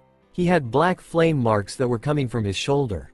This surprised everyone and frightened Dosu. I hope you didn't forget what happened in the forest, Sasuke said in a sadistic tone as he did some hand signs. Kaden. Gokakyu no Jutsu, fire release, great fireball technique, he said as he shot a huge fireball out of his mouth, which Dosu barely dodged, but not without some burns. When he looked up though, Sasuke was right in front of him with a crazed grin on his face as he performed the lion combo, knocking Dosu out. Winner, Sasuke Uchiha, said Hayate as everyone cheered. When Sasuke got up to the balcony, Kakashi told Sasuke to come with him. Next match is Sakura vs Ino, said Hayate as they both came down. Ready, begin, same as in canon. This match ends in a draw, you will not be continuing to the next round, said Hayate. Next match is Shikamaru vs Kin, said Hayate as they made their way down to the field. Troublesome, said Shikamaru. Ready, begin, Same as in canon. Winner, Shikamaru Nara. Next match is Neji vs Hinata. Sorry I skipped this one. Hayate said as Neji and Hinata came down onto the floor. Ready, begin. Same as in canon. Winner, Neji Hyuga. Those were some really hurtful things to say. Neji, I promise I will get revenge. Naruto thought to himself. Next match is Choji vs Karui. Hayate said as the two came down and got into their stances. Ready, begin. Not an important battle. Winner, Karui. Next match is Shino vs Omoi. Ready, begin. Also not an important battle. Winner, Shino Abarum. Naruto was amazed at the battle of wits that just took place with Shino winning by forfeit. They seemed evenly matched at first but Shino ended up winning. Next match is Haku vs Samui. Said Hayate as Haku and a busty Kumo genin with blonde hair that went to her shoulders walked down. Ready, begin. Immediately, Samui took out her tanto and sent multiple slashes at Haku, who was having a slightly hard time dodging and blocking with her senbon. However, she managed to keep up. Samui sent a diagonal slash with her tanto going down from right to left at Haku, who ducked under it and threw the two senbon at Samui's stomach. Samui was able to bring her tanto back quickly enough to block but still got grazed in the side by one of the senbon.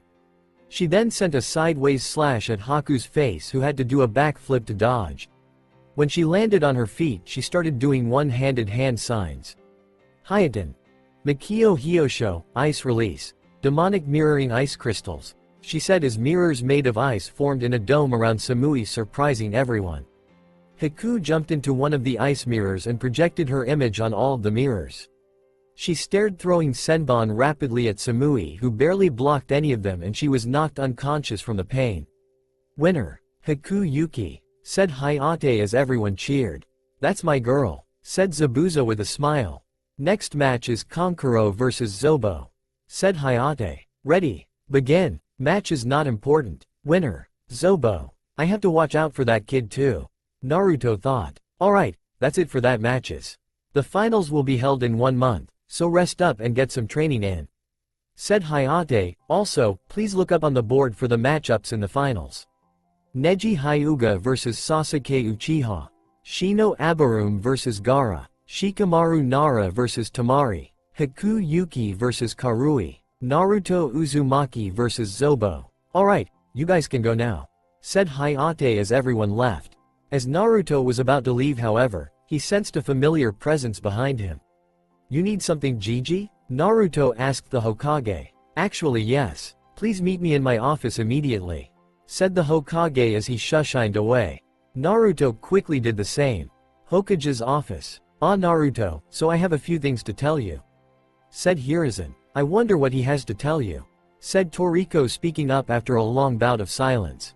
Well, as you know, you have a month before the finals. He said as Naruto nodded. I have someone who will want to teach you. He said as he saw Naruto's face light up with a smile. Really? Who is it? Asked Naruto. Just look for him at the hot springs. Said Hiruzen, making Naruto frown. Also, great job in the preliminaries, and because of it I have decided to give you something. Said Hiruzen, making Naruto even more confused, but he nodded. I was supposed to give you this when you made Chunin, but you did such a good job today that I decided to give you one of them. Said the Hokage as he handed Naruto a small rectangular box that was marked, Tatsuya, on the top. Take that to the hospital and take to the head medic. Tell him that I sent you and he should know what to do. Said Hiruzen as Naruto shushined away after thanking him. When Naruto was gone, Hiruzen looked up at the ceiling. Your wish has been granted, Tatsuya-san. The day after the preliminaries, Naruto went to the hot springs just like the Hokage had told him to. He had already went to the medic yesterday after he left to get his new eyes. His eyes were now a slightly darker shade of blue. When he got to the hot springs, he looked around but couldn't see anyone. That is, until he sensed a huge chakra signature coming from up in the trees. He walked over to the trees and heard giggling. What he saw, however, made Toriko go crazy inside of him. It was Jiraiya, one of the 3 legendary Sannin, looking into the girl's bathhouse. He seemed so focused that Naruto decided to mess with him. Hey, why are you peeping into the girl's bathhouse? Said Naruto as Jiraiya fell from the trees, startled. He then had to run because there were many angry women chasing after him. When he got back to the bathhouse, Naruto was there waiting for him. "Hey Gaki, what was that all about?" said Jiraiya with a grumpy expression. "Well, I thought that if you were going to train me then it might go more smoothly on an actual training ground," said Naruto with a matter-of-fact look. "Oh, so you're the brat that the Hokage wanted me to train. What's your name, Gaki?" said Jiraiya. "Naruto Uzumaki Datbeo," said Naruto as Jiraiya's mouth hung open. "Let's get to work then," Jiraiya said, pulling Naruto along. 1 month later. The finals was tomorrow and everyone was ready. Naruto had trained with Jiraiya and sometime Kakashi because of his new eyes. Sasuke was trained by Kakashi and Haku was trained by Zabuza. Naruto also trained with Toriko in all of his forms up to the four-tailed state.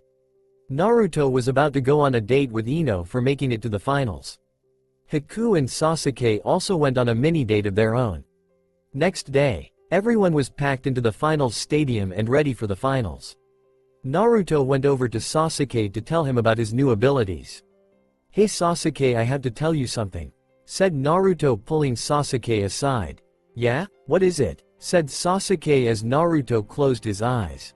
When Naruto opened them again, Sasuke gasped. Naruto's eyes were red with 3 tomos swirling in around lazily in them. "When did you get a Sharingan?" Sasuke asked in a harsh whisper. "It was Tatsuya Oja-san's gift to me," he said as Sasuke knew who Tatsuya Uchiha was. "Alright, Mount name is Hayate Gecko and I will be the proctor for the finals," said Hayate. "I'd like to finish this quickly, so let's begin the matches," said Hayate. First up is Sasuke Uchiha versus Neji Hyuga. Everyone cheered because this would be a good fight between two prodigies. "Ready, begin," said Hayate as the two genin ran at each other. Sasuke started off with a kick at Neji's stomach which he easily blocked. Sasuke then went into a barrage of punches and kicks which were being blocked and dodged by the Hyuga. Neji started getting bored of defending and went on the offensive. He sent a barrage of gentle fist strikes at Sasuke who was barely dodging them. Neji then turned on his Byakugan and went faster. This time hitting Sasuke who was knocked to the ground. "You can't win, Sasuke Uchiha. It is fate that I will win because fate determines everything," said Neji as Sasuke decided to activate his eyes that now had 3 tomo like Naruto's. He then went to kick Neji in the face which was ducked under. He then threw a kunai that he had in his hand which Neji caught and threw away while Sasol was doing hand signs. "Kaden. Gokakyu no Jutsu, fire release. Great fireball technique," said Sasuke as he shot a fireball out of his mouth at near point-blank range. All Sasuke saw was Neji twisting as the fireball hit him and then exploded. "Kaden, rotation," everyone heard Neji say as the fireball exploded. When the dust settled, Neji was standing there unscathed as a dome of chakra disappeared from around him. "How is he able to do that? That is a move reserved for only the main branch," said a stunned Hiyashi Hyuga who decided to come watch the fight.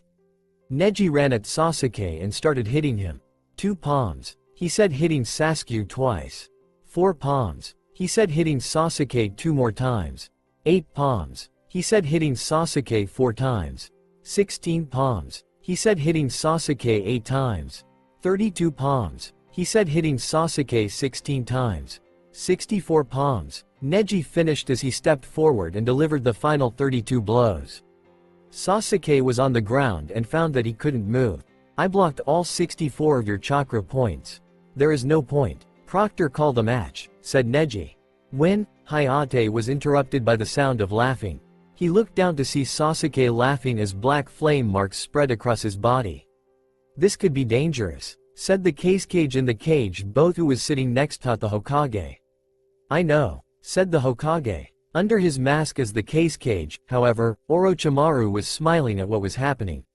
The laughing continued until it turned into cackling as Sasuke stood up with flames covering a lot of his body. "But how? I blocked your points. You shouldn't even be able to move," said Neji as he activated his eyes to see a potent purple chakra that was spreading throughout Sasuke's system, opening up his chakra points. Sasuke didn't say anything as he ran up the stadium wall and crouched down. His hands started getting covered in lightning and was chirping with the sound of birds. Neji got into a ready stance as Sasuke ran down the wall at him. "No, Sasuke," said Kakashi. "Chidori," said Sasuke. "Kaden, rotation," said Neji as he started spinning. The lightning-covered hand collided with the chakra dome in a small explosion. When the dust cleared, everyone could see the two jutsus were still going on and neither one had stopped. All of a sudden, Sasuke's hand started to go through the defenses. When it finally got through with a lot of force from Sasuke, the jutsu faded, leaving Sasuke's hand in a fist that punched Neji in the face. Naruto thought that was a satisfying payback even though he had pranked Neji during the month almost non-stop. Neji hit the ground, but when he tried to get up he couldn't. "I can't move," said Neji as he just gave up. "Fate my ass," said Sasuke. "Winner, Sasuke Uchiha," said Hayate as the crowd went wild. "I can't believe it. To penetrate the Kaden is unthinkable," said Hiyashi. "That boy is very strong," said Orochimaru, posed as the case cage as he smiled under his mask.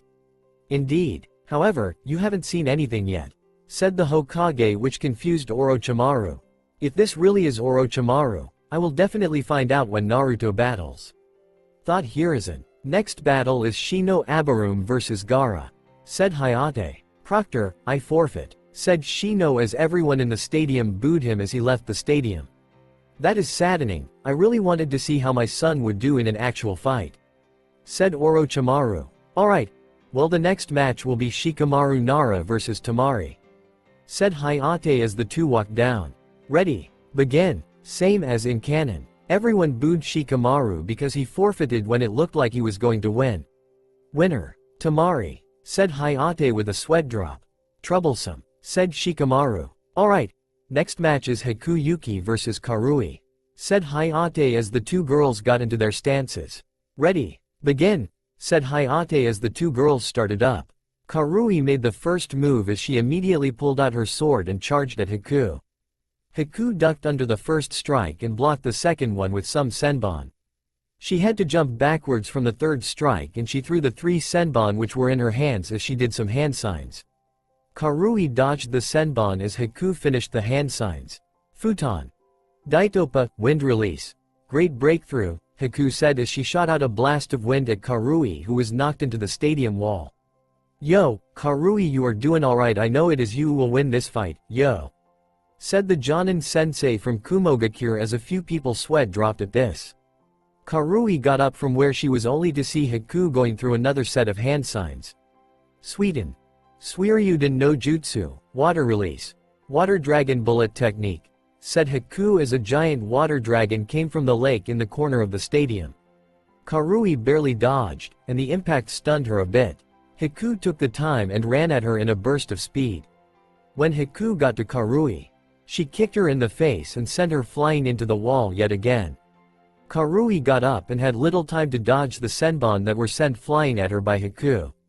She was able to regain her composure as she saw Hiku doing one-handed hand signs. "Oh no you don't," said Karui as she dashed at Hiku just in time to cut her off from using an ice jutsu. Hiku dodged all of Karui's slashes and was moving backwards towards the lake. Karui didn't notice this and just kept slashing. She did a feint with her sword which Hiku ducked from and right into an uppercut by Karui which sent her flying into the air. "Got you," she said as Hiku landed back on the ground. Hiku got up and stood in still where she was until she started doing hand signs. Karui noticed this and ran at Hiku with a downward slash. Hiku flipped to the side as she finished with her hand signs. "Sweden. Suiryuden no Jutsu, water release. Water dragon bullet technique," said Hiku as a huge water dragon came at Karui and hit her point-blank range. The force of the impact knocked Karui all the way to the other side of the stadium and into the wall, kicking up some dust as she hit the ground. When the dust cleared, Karui was lying on the ground unconscious. "Winner, Hikuyuki," said Hayate as the crowd cheered. "Good job Hiku-chan," Sasuke said, getting a blush from Hiku. "Good job Hiku," said Zabuza, who received a nod from Hiku. "Good job Hiku-chan," said Naruto with a smile which was returned by Hiku. "Good job Hiku," Kakashi said as Hiku nodded. "Good job Hiku-chan," said Sakura as Hiku smiled at her. "Alright, next match is Naruto Uzumaki vs Zobo," said Hayate as the two boys came down to the stadium. Both boys got into their ready stances. Ready, begin. The Iwa Genin called Zobo did a single hand sign. Pawa no Sakai no Jutsu, World of Power Technique, called the Genin as his muscles bulged and he grew a few inches. He must be from the Gaia clan. Be careful Naruto-kun, thought Sarutobi as the Iwa Genin charged. The boy moved at an insane speed and Naruto barely had time to react. He only had enough time to put chakra to his stomach to lessen the pain of the blow. That didn't help much as the wind was knocked out of Naruto and he was sent flying back. Naruto went to flip into, but that never happened because Zobo appeared behind him and kicked him to the other side of the stadium. Naruto collided with the wall with an amazing force. When the dust settled, Naruto was lying on the ground with his face down. Guess he wasn't as good as everyone led me to believe. Zobo said with a smile until it suddenly stopped when he heard a voice. Huh, you thinks I'll go down that easily? Said Naruto standing in a tree. Zobo looked where he saw Naruto lying on the ground only to see the body go up in a poof of white smoke symbolizing a cage bunshin. I simply used a henge with my clone that I made before your second attack. However, I am sorry that I haven't been going to seriously and I know that I need to step it up a notch. Said Naruto as he closed his eyes. When he opened them again, everyone save Kakashi, Hiruzen and Sasuke gasped. Naruto's eyes had turned red and had 3 tomo spinning around lazily in them. Murmurs were heard throughout the stadium wondering how Naruto had gotten the Sharingan. Naruto-kun seems to be turning into a threat. I'm going to have to let Gaara kill him. Thought Orochimaru. Why hasn't Orochimaru put up the signal yet? He must really want you dead Naruto-kun. Thought Kabuto. It doesn't matter what your eyes may look like because I'm still going to beat you. Said Zobo as he vanished in a blur. Naruto merely jumped to the side as something ran into the stadium wall with a tremendous amount of force. Naruto was then seen dodging blurs that must have been punches and kicks from Zobo.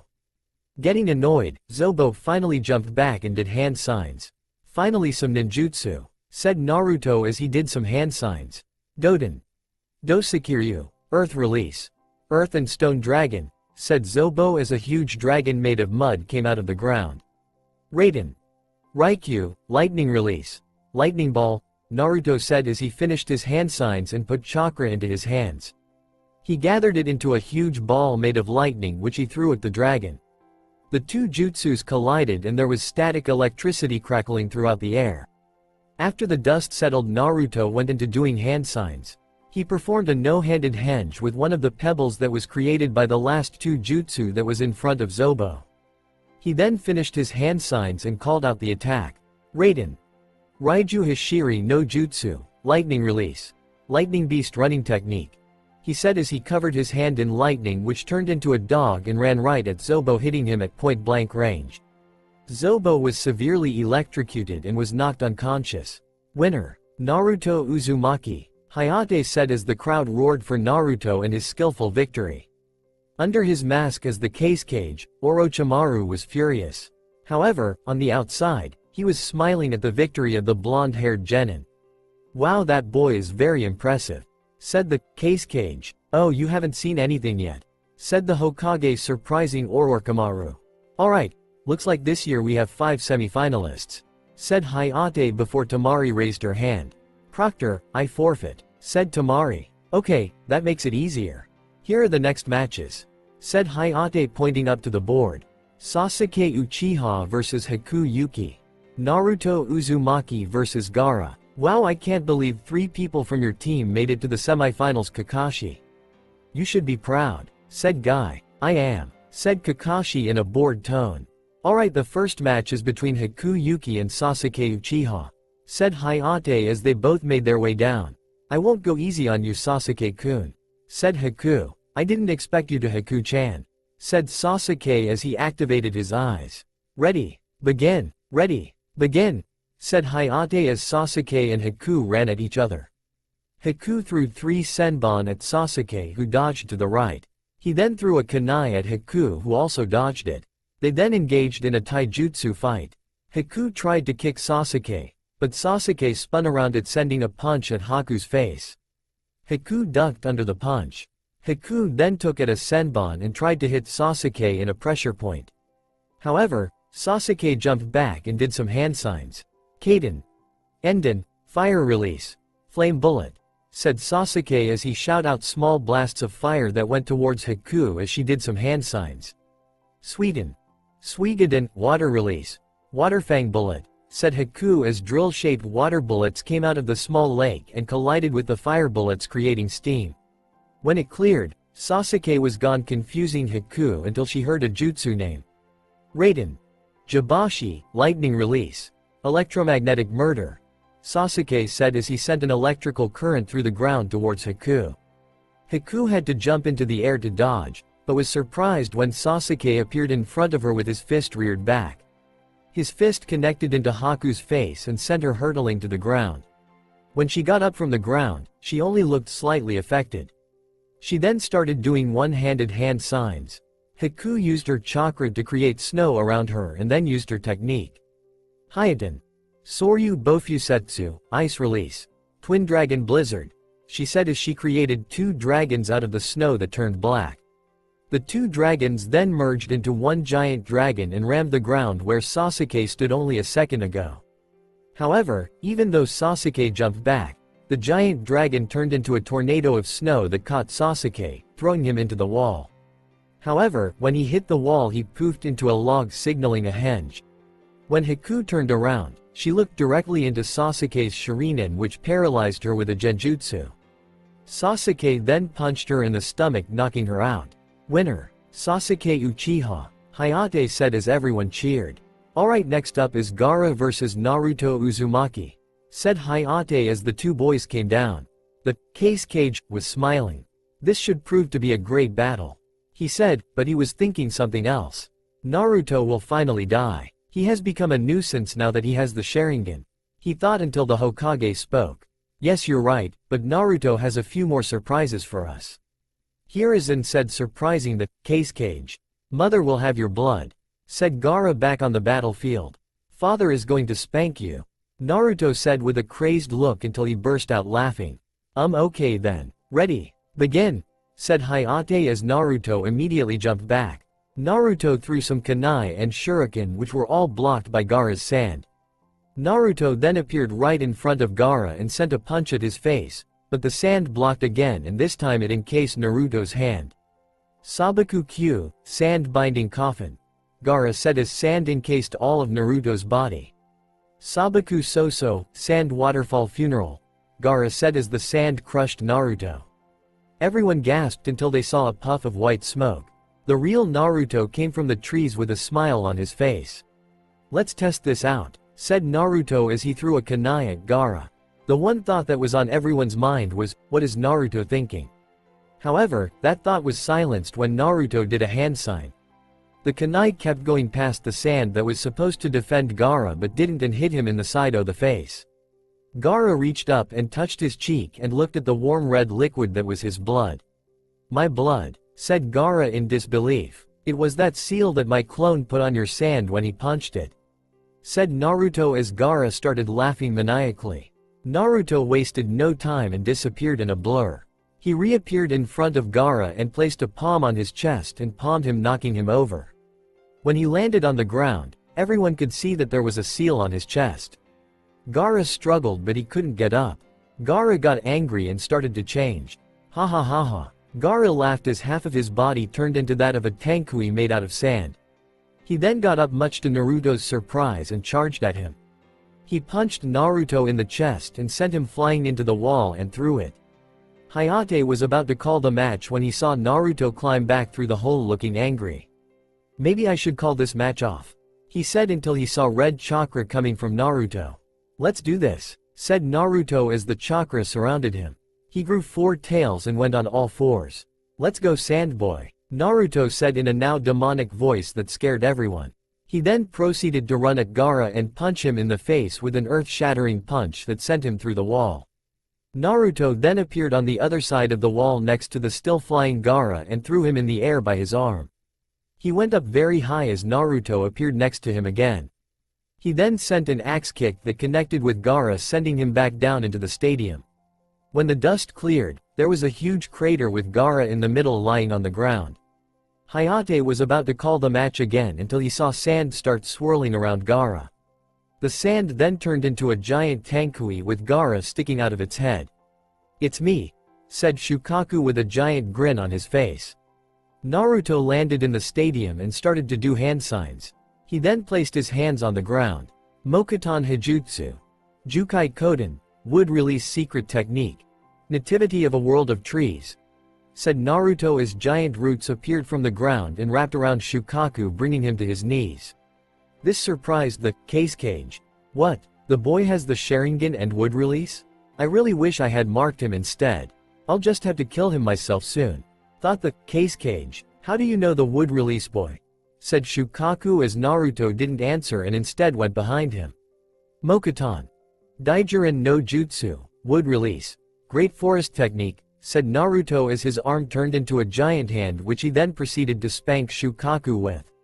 He then disappeared in a blur and reappeared in front of Gaara with the Sharingan blazing. He then placed Gaara under a genjutsu. Gaara then reverted back to himself and woke up. "Why did you insist on fighting me even after I turned into Shukaku?"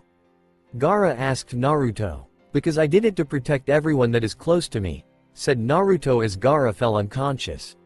"Winner, Naruto Uzumaki," said Hayate as everyone cheered. That's when the feathers started to fall. Hokage's box. Orochimaru had finally struck and he and the Hokage were fighting on top of the Hokage box with a purple barrier around it. All around the Hokage box everyone was fighting. With Naruto. Naruto was fighting off many of the shinobi that attacked after the white feathers had put the civilians and weaker ninja to sleep. He had his Sharingan blazing and was mowing down the crowd of shinobi. He had moved away from the stadium but could see a purple barrier around the Hokage box. Naruto started jumping towards the Hokage box, mowing down anyone who got in his way. When he got to the Hokage box he saw the one thing he didn't want to. Orochimaru had stabbed the Hokage. Hiruzen looked over at Naruto directly in the eye and mouthed something the Naruto thought was, "Protect everyone." He then fell down and was dead as the barrier went down. Naruto roared as he Sharingan morphed. The pupils grew out into what looked like a shuriken with each blade dipping down and coming back up to then curve back down. The tomo that were in between each blade then morphed into small straight lines. Orochimaru saw this and started to run away, telling his Oto Shinobu to guard him. That proved to be inadequate as Naruto's eyes started to bleed. Amaterasu, heavenly illumination. Naruto yelled as black flames spread out across the whole lineup of shinobi, burning them to death. However, when Naruto put the flames out, Orochimaru was gone. Naruto deactivated his eyes and ran over to Hiruzen and started crying. He would have his revenge. With Orochimaru. That boy now has the Mangekyo Sharingan. The boy is even more of a threat. With the Sharingan and Senju blood, that can only mean one thing. Orochimaru shivered at the monster he had created. Tsunade's Senju was standing at her desk and Naruto was before her. She had come back from living outside of the village to become the Godem Hokage after Naruto persuaded her. She was very surprised at his stubbornness and determination. "Naruto, I have seen your fights during the Chunin exams and I would like to congratulate you on your wins," said Tsunade as Naruto nodded. "Now let's get down to business," said Tsunade. "Shizune, please bring them in." Shizune stepped into the room with 4 of the genin that participated in the Chunin exams. Once everyone was settled, Tsunade began. "All of you that are in this office have done an amazing job at the Chunin exams. You have all been shown to have Chunin level skills, knowledge and tactics," said Tsunade as the children smiled. "I am proud to promote you all to Chunin," said Tsunade as the children cheered. "All of you except for Naruto are dismissed," said Tsunade as the 4 other now Chunin left and Naruto stayed behind. When they left, Tsunade turned to Naruto. "Naruto, I know that you were promised some things when you became Chunin," said Tsunade as Naruto nodded. "Yeah, Gigi promised me," said Naruto as his face saddened. "I think that he would be very proud," said Tsunade with a soft smile as she handed Naruto his scroll and some letters.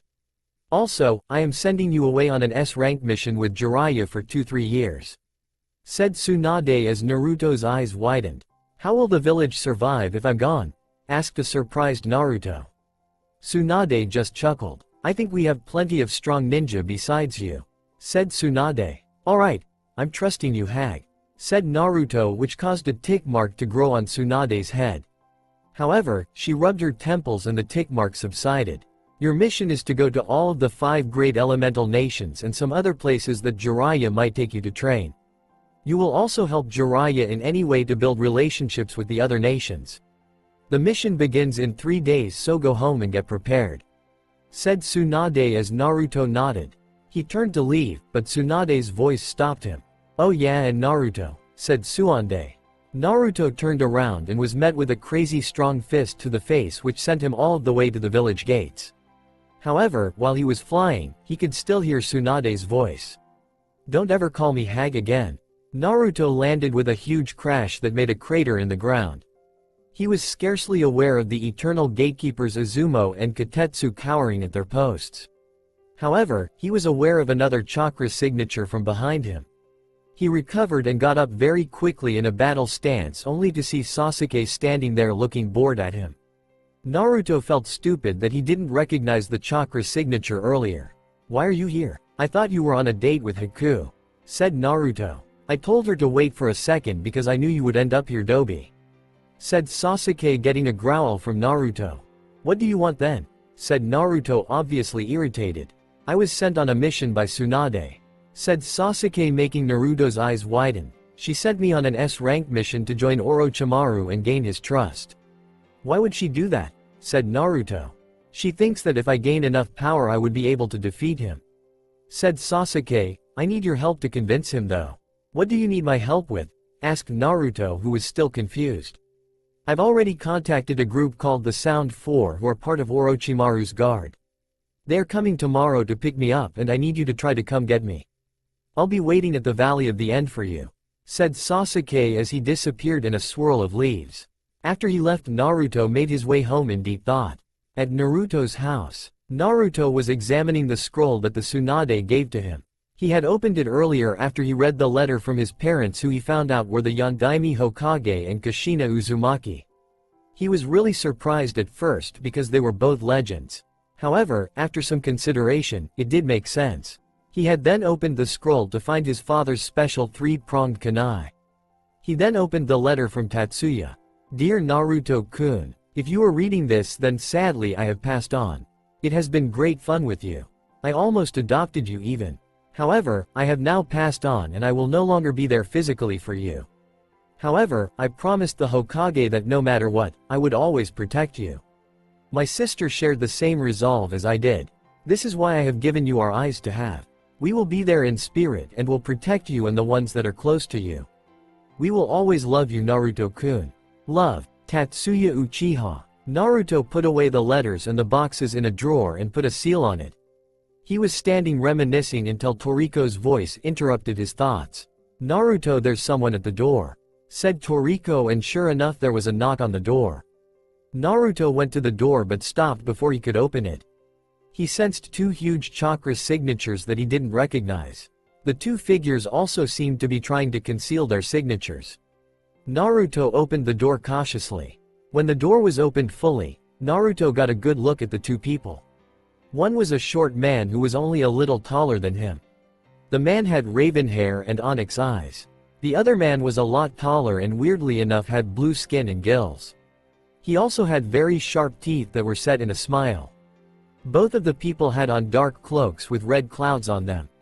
Hello Naruto-kun, said the shorter man, who got a scowl from Naruto. Itachi Uchiha, said Naruto with a growl, let's take this outside. The 2 obliged and went outside. However, they didn't notice when Naruto made a wood clone and sent it underground to go get Jiraiya. The 3 figures stood in the middle of the street in the stances. Naruto took out a kunai and so did Itachi. The other man took out a giant sword that was wrapped in bandages. You must be Kisame from Kiri, said Naruto as the now identified Kisame smirked. I'm glad my name precedes me. Yours do too though, Naruto. You're already in the bingo book, said Kisame. I'll have to check that out, but enough chat, let's go, said Naruto. Okay, said Kisame as he ran at Naruto. Kisame unwrapped his sword, which had weird look spike thingies that wiggled on it. He swung the sword at Naruto, who blocked with his kunai. However, the spikes wiggled quicker and cut Naruto's arm. The Samahata doesn't cut, but it will shred you to pieces," said Kisame with a sadistic grin as Naruto jumped away. When Naruto was far enough away, he felt the effects of the sword and saw his chakra being absorbed. "So your sword absorbs chakra," said Naruto. "Very observant," said Kisame with a smile.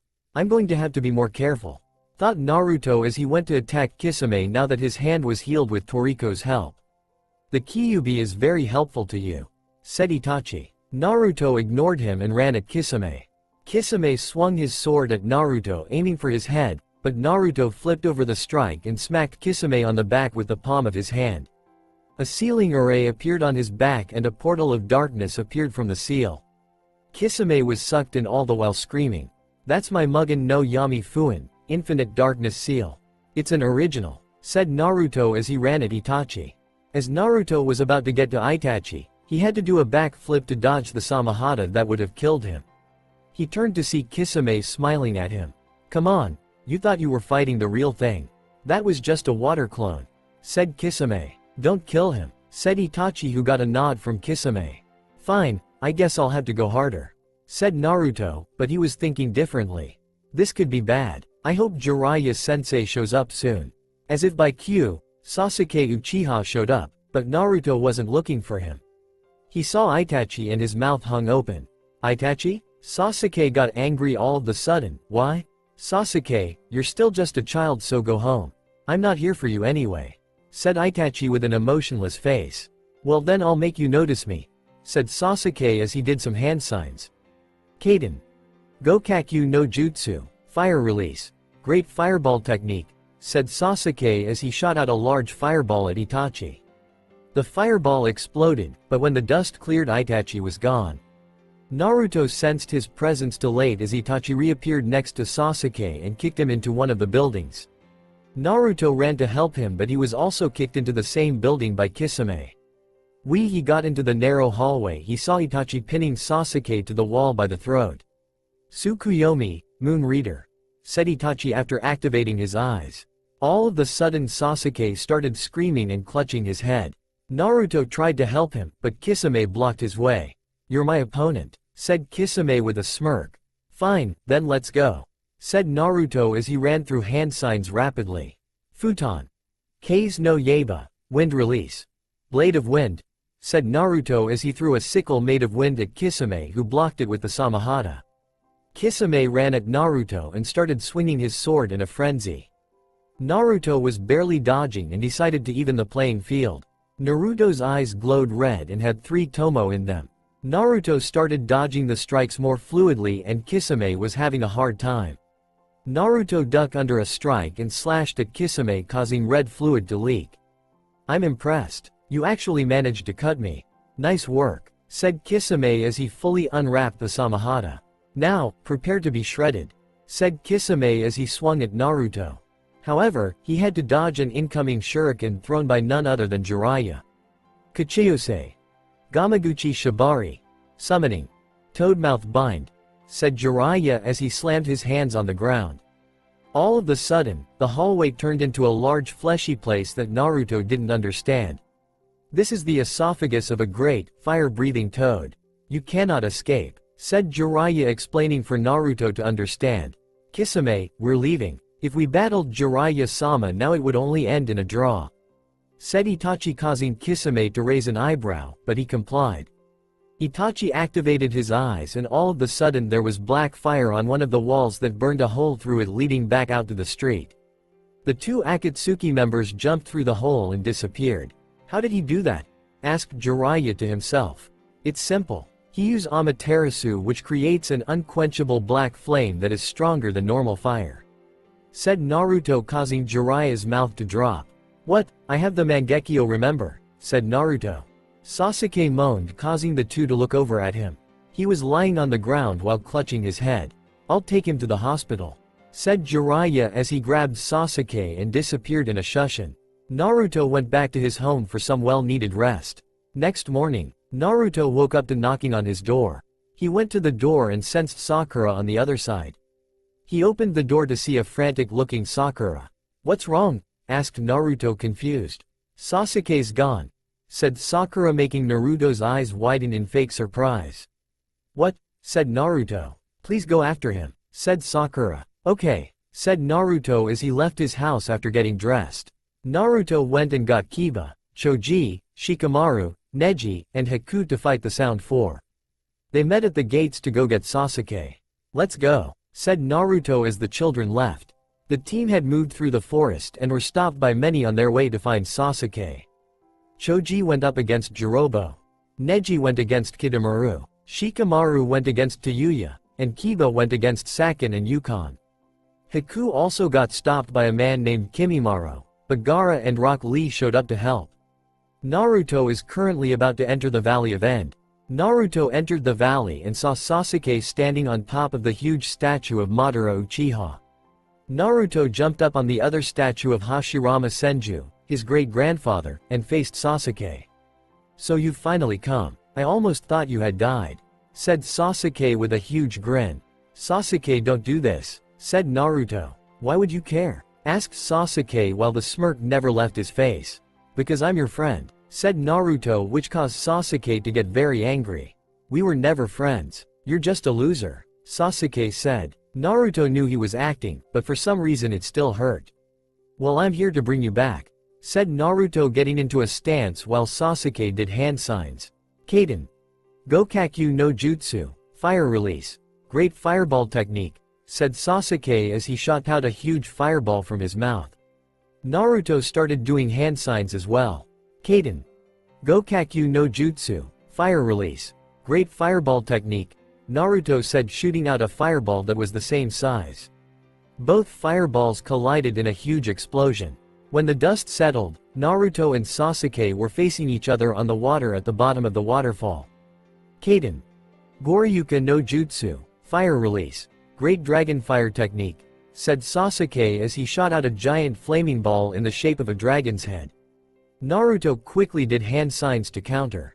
Suiden. Suiryuden no Jutsu, water release. Water dragon bullet technique, said Naruto as an equally large dragon made of water collided with the fire dragon. The result was a large wave of steam, making it hard for Naruto to see. Naruto activated his Sharingan and saw that Sasuke was running at him with his own Sharingan ablaze. Naruto got into his Goken stance and engaged Sasuke. Sasuke tried to punch Naruto in the face, but Naruto ducked under.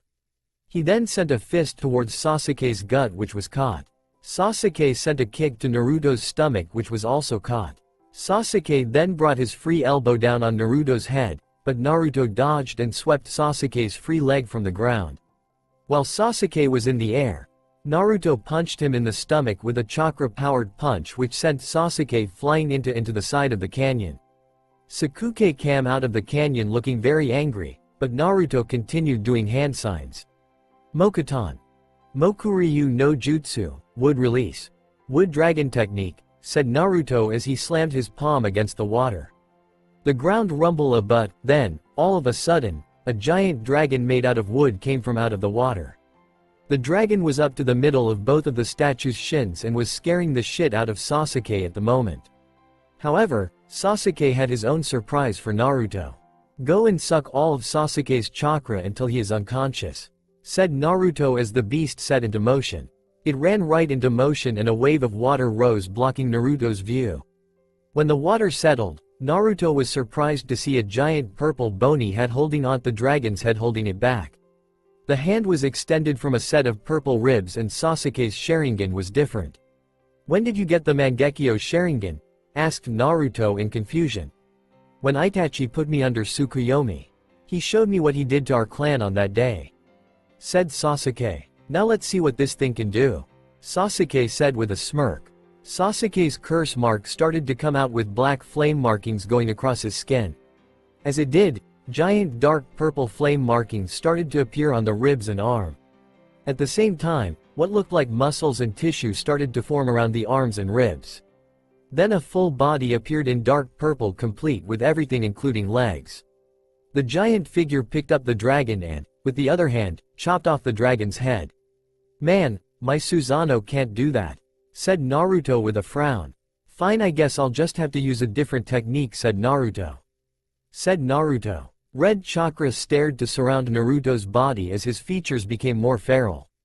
The chakra then grew into one tail and Naruto did some hand signs. Mokuton. Shoujo Kabutsu, wood release. Top transformed Buddha, said Naruto as he slammed his hand on the water. Up from the water arose a giant wooden statue of Buddha that was the same size as Sasuke's now full Susanoo and half the size of the statues of Konoha's founders. The wooden statue had exactly 1,000 hands. I'm going to bring you back Sasuke. No matter what, said Naruto as he prepared for a large battle. I don't think so, said Sasuke as he grew huge wing-like hands out of his back. His Susanoo mirrored his transformation and also grew two wing-like appendages from its back. Fine, if it must come to this, said Naruto. Let's stop talking and just go, said Sasuke as his sword ignited with black flames. Both giant figures ran at each other and clashed. Sasuke's Susanoo had to block 50 hands with his shield and about 200 more with its extra appendages. It then swung its flaming sword at Waden's statue as Naruto was doing hand signs. Mokuton. Jukai Heki, wood release. World of Trees wall, said Naruto as he slammed the palm of his hand onto the statue's head. However, the water in front of him erupted and a wall of interlocking trees sprouted from the water and intercepted Sasuke's sword. The flaming sword still went through the wall of trees and nearly hit Naruto.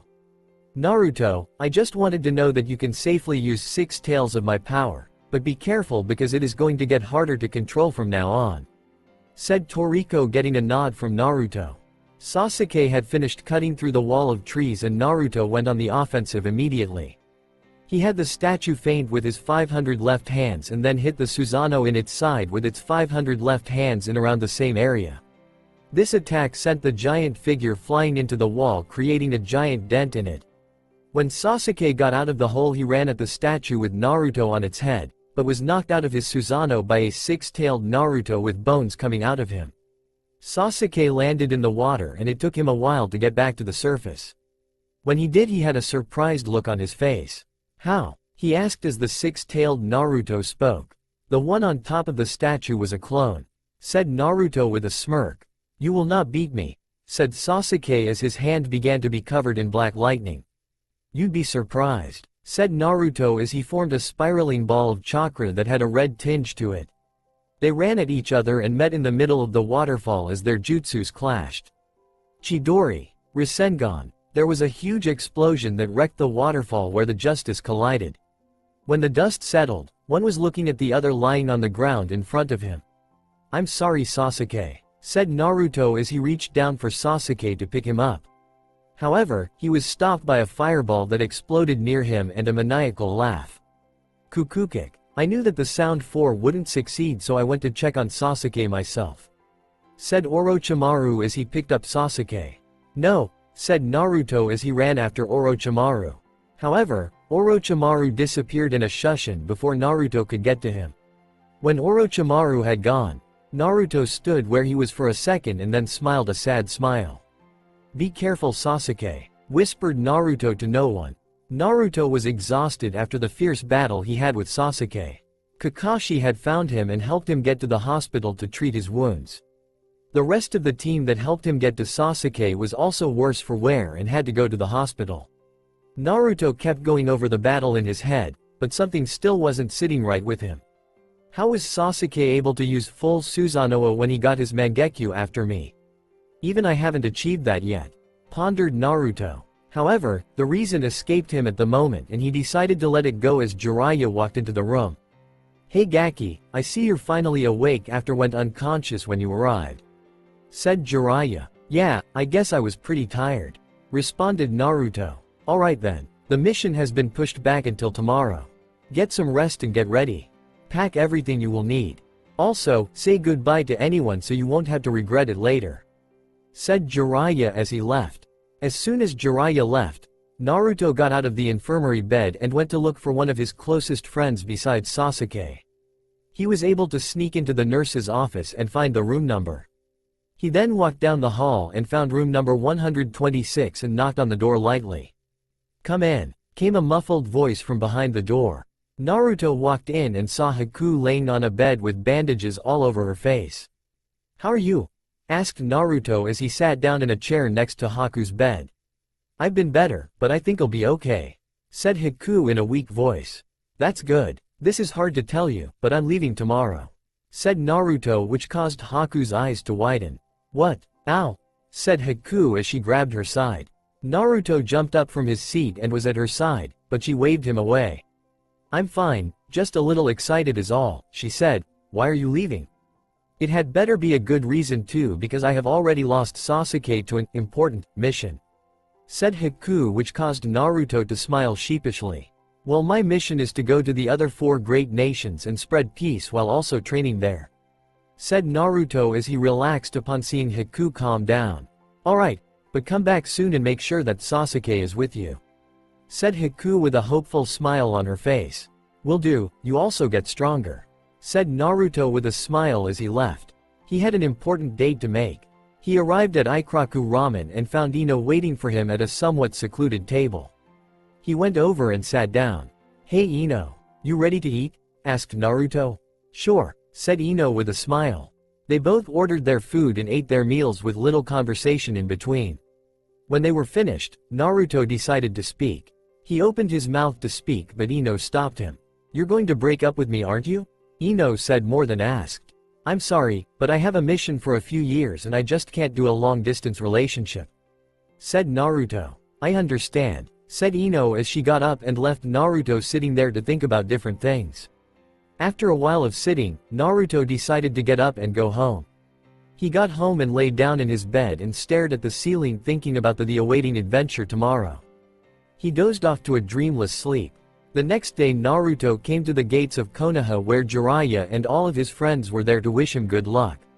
However, he noticed that Ino was not present, but he just shrugged it off. You ready to begin your training, Gaki? Asked Jiraiya as Naruto nodded. Kamo Mabuchi then walked up to Naruto with his green hair rustling in the wind.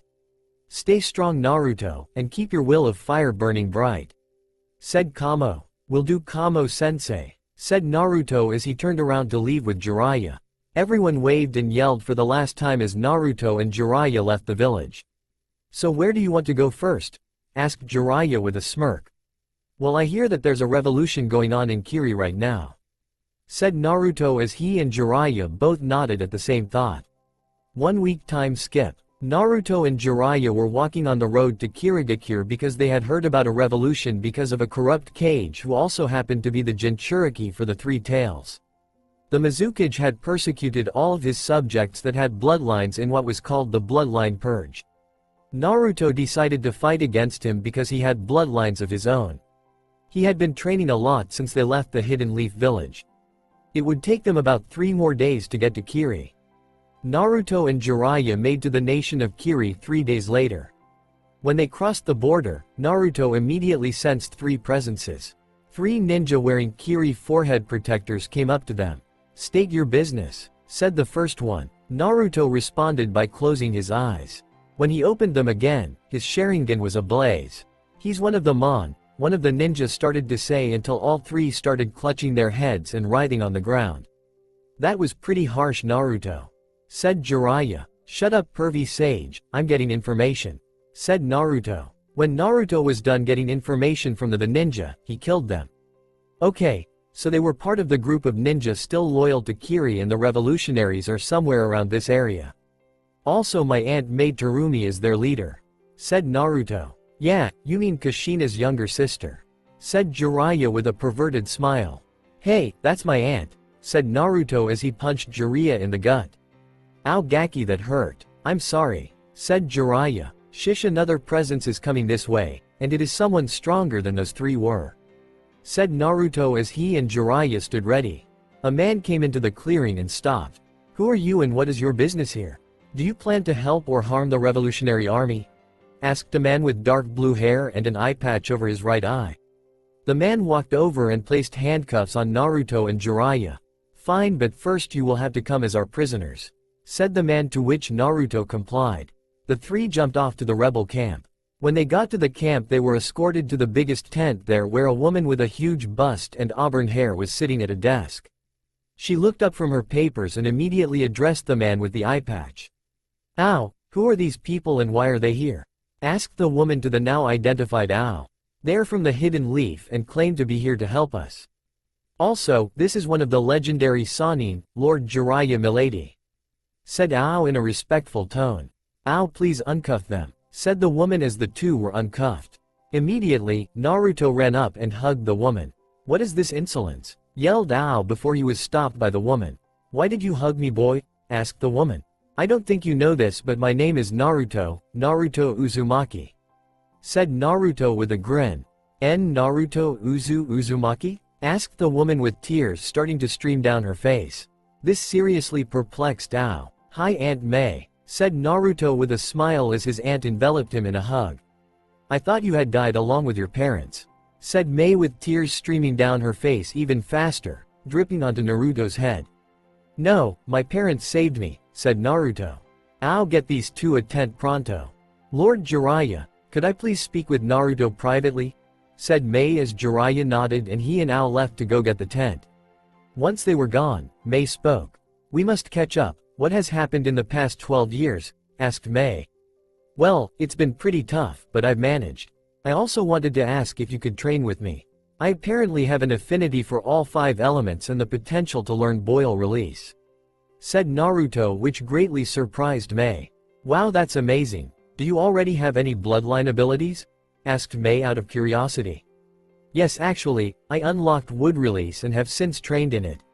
Also, said Naruto as he closed his eyes. When he opened them again, they were red with 3 tomos spinning around the pupils. May was amazed and gasped. Wow, how were you able to acquire the Sharingan? Asked May in amazement. Some friends of mine gave it to me before they died in the massacre, said Naruto with downcast eyes. Oh, I'm so sorry, said May. Then she had an idea. You know what? I will start training you tomorrow. You must be tired, so go get some rest and we'll meet up here in the morning. Okay, said Naruto with a smile as he left the tent. May was left staring at the ceiling in a trance. Kushina, she thought with a sad smile. The next morning Naruto met May in the main tent and they went to the beach. Okay Naruto, this will be your first lesson. I want you to create steam. To do this, you will have to cup both of your hands together and send out fire and water chakra from both of them, said May. Got it Oba-san, said Naruto, which made May smile. Naruto sat down cross-legged on the sand and closed his eyes. He channeled fire and water chakra into both of his hands, but when he opened his eyes, his left hand was wet while his right hand was on fire. Naruto jumped up really quickly and put his burning hand into the water. It's okay Naruto, you weren't expected to get it on your first try. However, next time you do it, I want you to visualize it like fire and water coming together to create burning water vapor, said May as Naruto gave her a thumbs up.